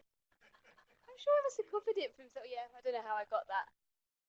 Sorry. Yeah, no research problem. On young men's perceptions of pornography. This is what happens when you use other people's research. So yeah, no idea where the intergenerational bit came from. Okay. There you go. Okay. Where was I? But it's good to clear that up, really, isn't it? So yeah, okay. So there were things that could be done to equalise the relationships, but it was the power dynamics were difficult to overcome. However, the involvement of the young men did result in tangible differences in terms of the outcomes of the study. They reshaped the research questions from the outset, and they also planned and delivered the group work in a different way to perhaps would have been done otherwise. They coded the data differently, although, as you said, Mark, not actually hugely differently to how the academic researchers did. But importantly, they did assign different meanings to the coded data. Problem, I suppose, here would be that this model of real involving young men from the outset is that actually this would be quite difficult to replicate in a fully funded program. The focus for this study was much on the methodology as the empirical work, and therefore there was less pressure on results and outcomes. But obviously this is not always the case in funded research. So if you're trying to adopt this kind of deep participatory approach in your research, it's worth considering the time and cost implications of doing that.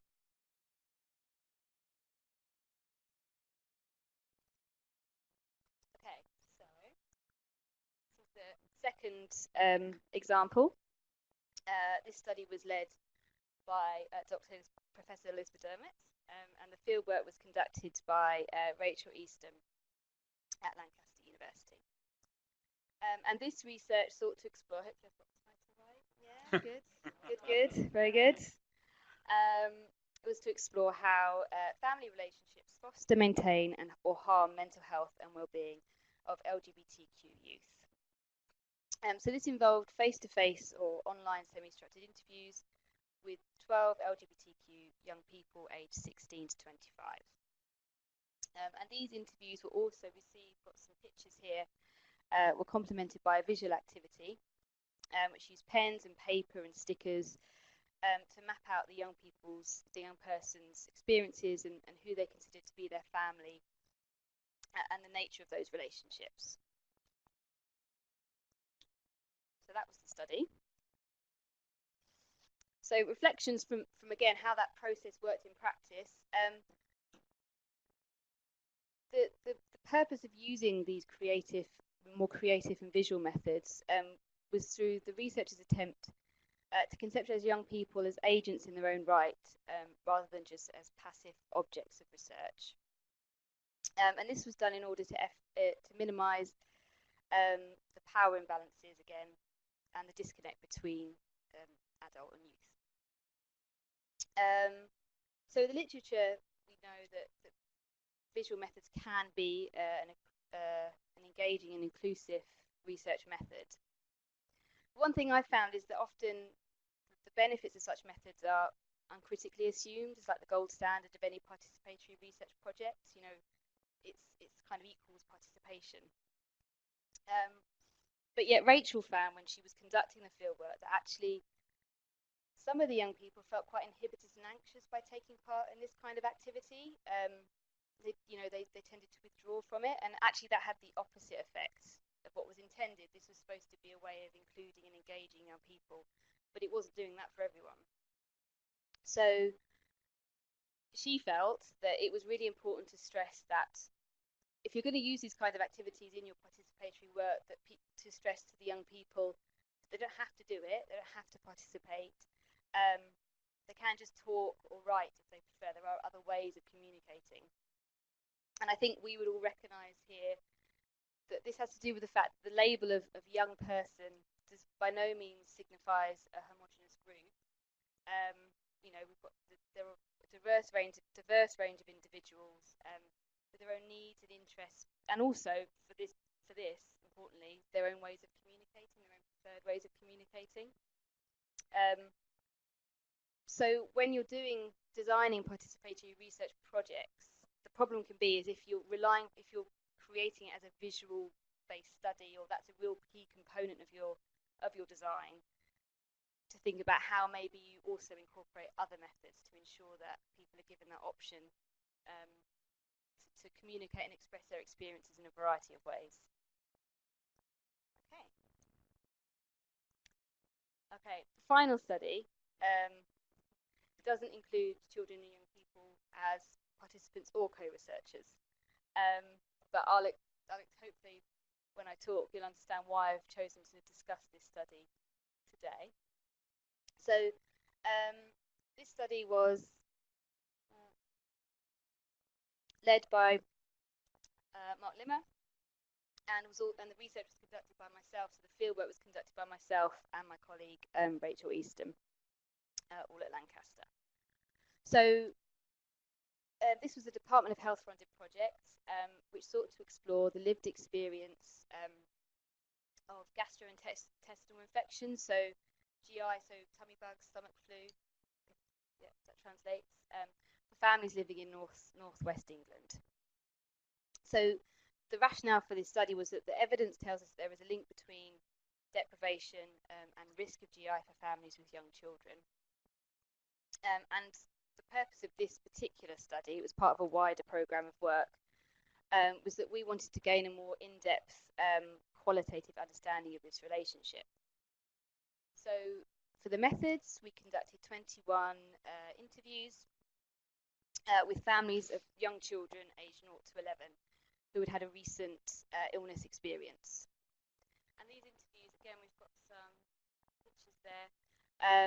They included a creative map-making activity, and this involved the use of geographical maps, photos and pens and post-its to act as a prompt for discussion. We also have photographs as well, actually, as a prompt for discussion and to elicit some of the information about the social and material environment in which these experiences happened, both before and after the illness. So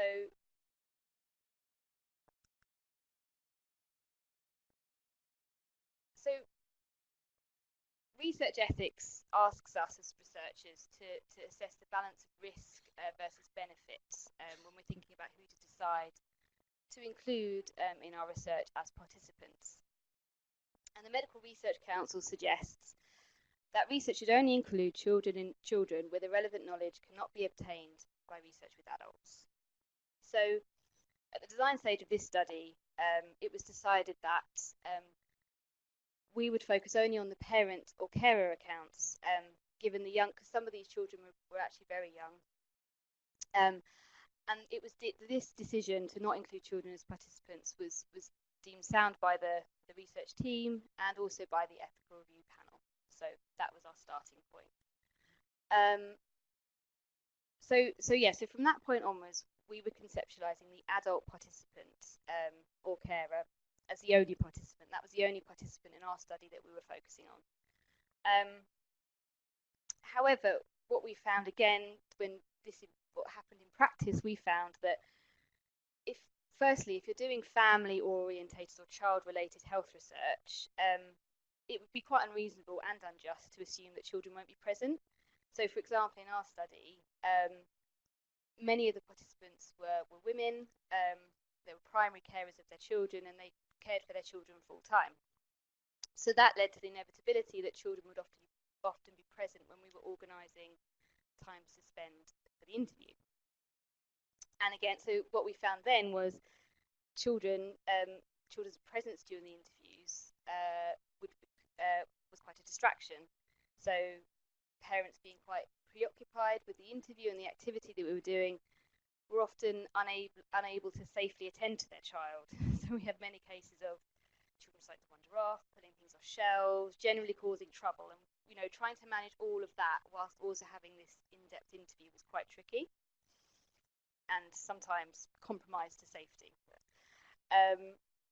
And also, so we were doing a map-making activity, like a creative activity, and some of the young children inevitably really wanted to be involved in that. They saw pens and stuff on the table. They wanted to engage in that activity, and that was, again, a hindrance to the collection of our data.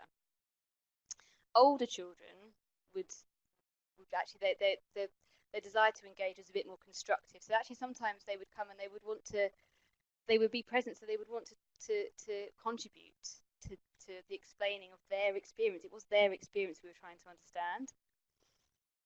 And so this whole process led us to realise that actually the children had a really active role to play, not only in the data collection process, but also our understanding of the phenomena in question. So they just being in people's homes, seeing that dynamic, seeing that family relationship, they were there, they had presence, they had agency, and they influenced the knowledge that we produced, even though we had not included them as participants. So I think this really troubles our assumption that actually it was sufficient for the parent or carer to be considered as the only participant.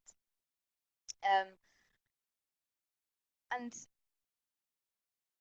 so really, I think what we felt was that when researching with families about a child-centered experience, it is actually quite important to look beyond the individual adult as a participant, and to conceptualize dependence as participants or like participants, like they were there even if we weren't directly speaking to them, and that could help to recognize their agency and presence during fieldwork. And I think so we concluded, based on this reflection, that actually, had we done this from the outset, had we conceived as dependents or children as like participants, they could have been more meaningfully considered at the research design stage, perhaps more safely occupied during the interviews, and perhaps more meaningfully included in our understanding of the research data that we were collecting. Okay, so just to summarise.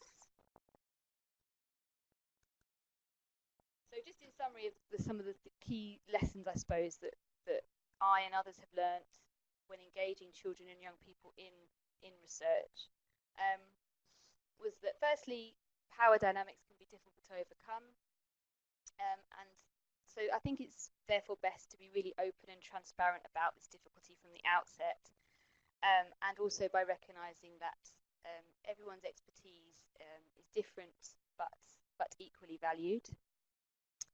The cost and time implications of including children and young people as researchers needs to be considered. And whilst the use of visual and creative methods can be inclusive and engaging, there isn't a one-size-fits-all approach. So we shouldn't uncritically assume that approach is going to get what you want or you need from people. And finally, I guess from the last case study, all research that concerns children and young people should recognise children's presence and agency as like participants, even when they are not included as a source or collector of data.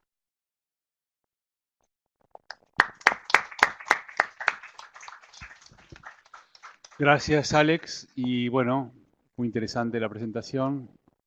Así que abrimos el espacio para comentarios, consultas. Y esto mismo para la gente que está conectada a distancia. Comments, questions. Yo tengo mientras van pensando, una reflexión, que es la crítica que Alex hizo al tema de los métodos creativos participativos como el gold standard.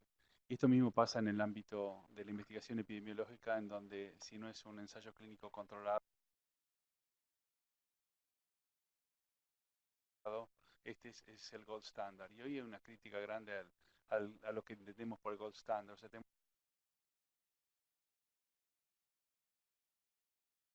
que redefinir y repensar críticamente si el abordaje que estamos utilizando es el mejor para alcanzar lo que queremos,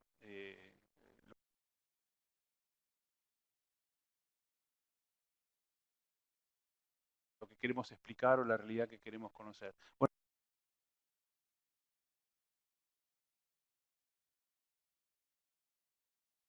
what I'm saying is that what you are saying about the criticism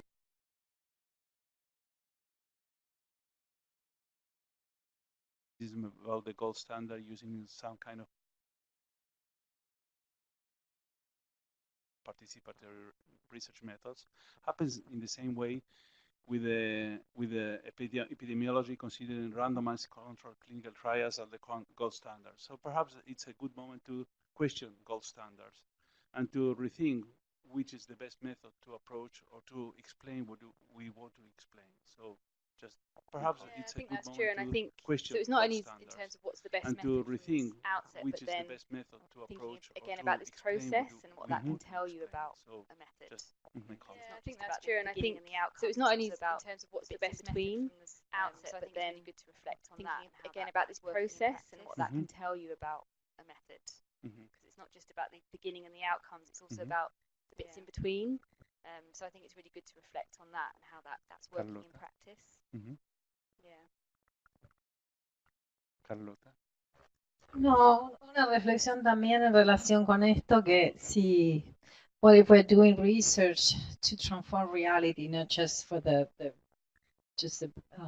intellectual interest, I think that start thinking in this methodology is also a way to change what Dicala was saying about how we produce knowledge and who is represented. And I think it's very important to really think out of the box and incorporate. And I think for our project is one of the more exciting things is to incorporate the voices, and the challenge also to incorporate the voices in their experience. But it's challenging because we have to move away from the power of we made all the decisions. But I think we're changing as we're learning and distributing power in a different way, and I think it will be very very interesting to see the product, because it's a process, it's the result, but it's also a process that we are doing. Yeah, and I think so I think just thinking about how we overcome some of these challenges, and then also, like I said, recognizing that sometimes we won't be able to, but reflecting on that and being open about that, what we could and could not do. Adelante.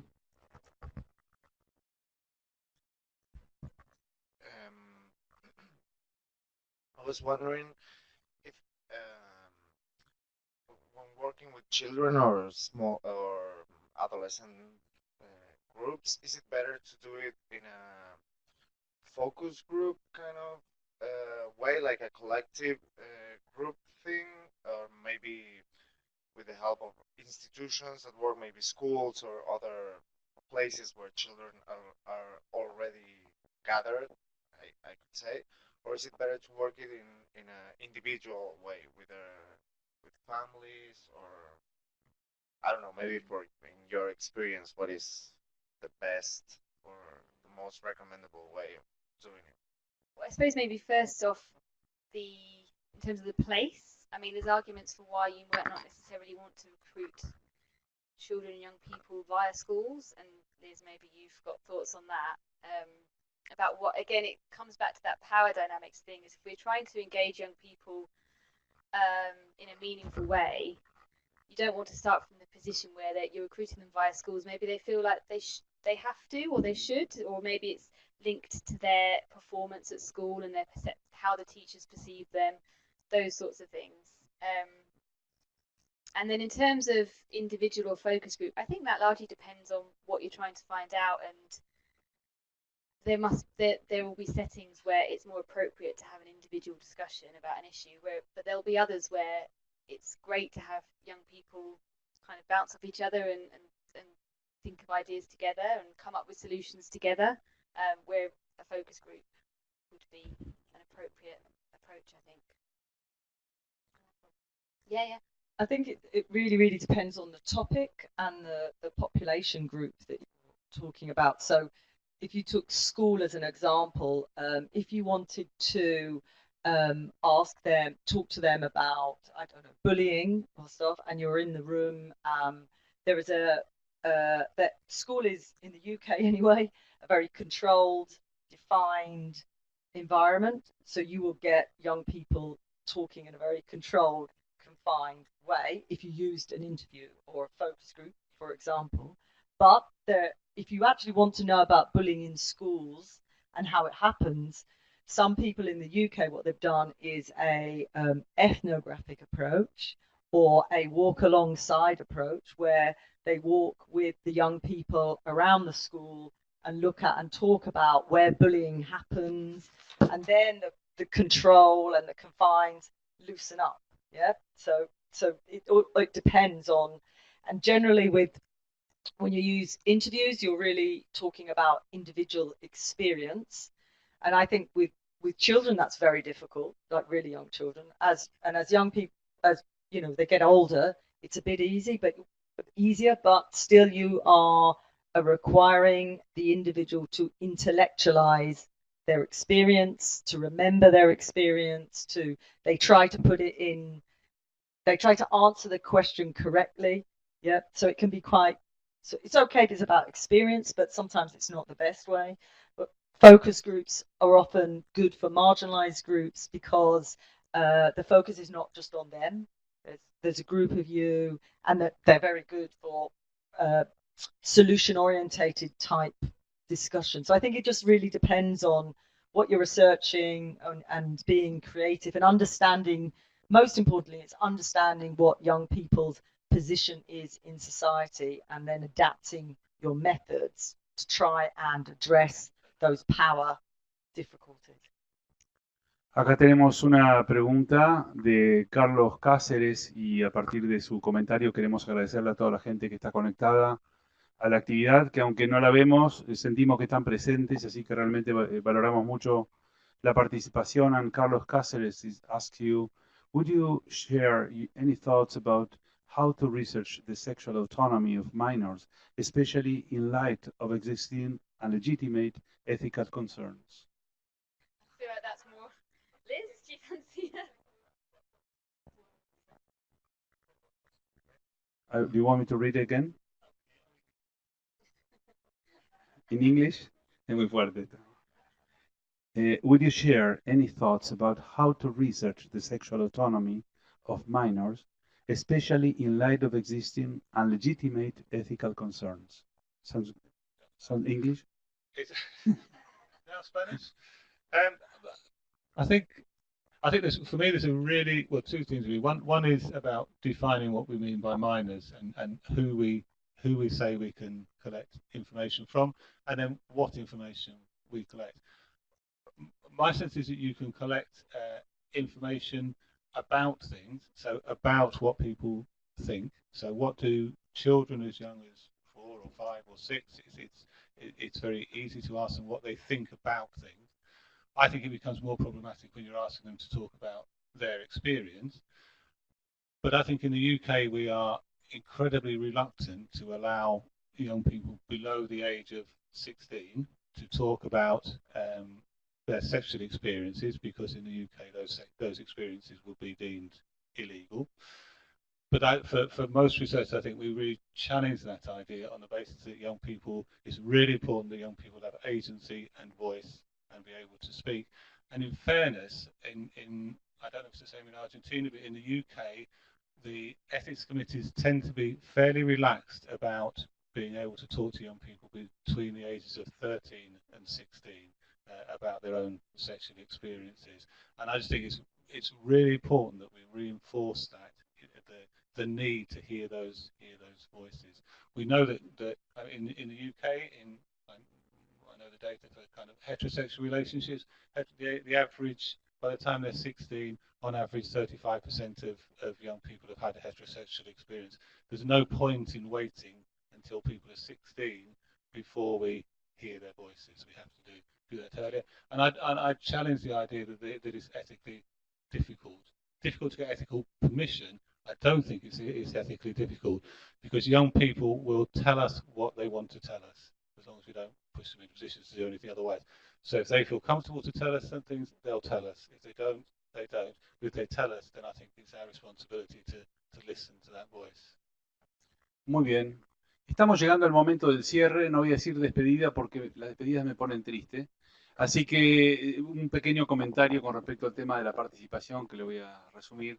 Es que para nosotros el tema de la participación es un tema central. Obviamente hablar de participación en una cultura en donde hay una cultura democrática instalada por siglos y confrontarla con nuestra realidad en América Latina, en donde los procesos participativos fueron interrumpidos por las dictaduras, adquiere un valor importante.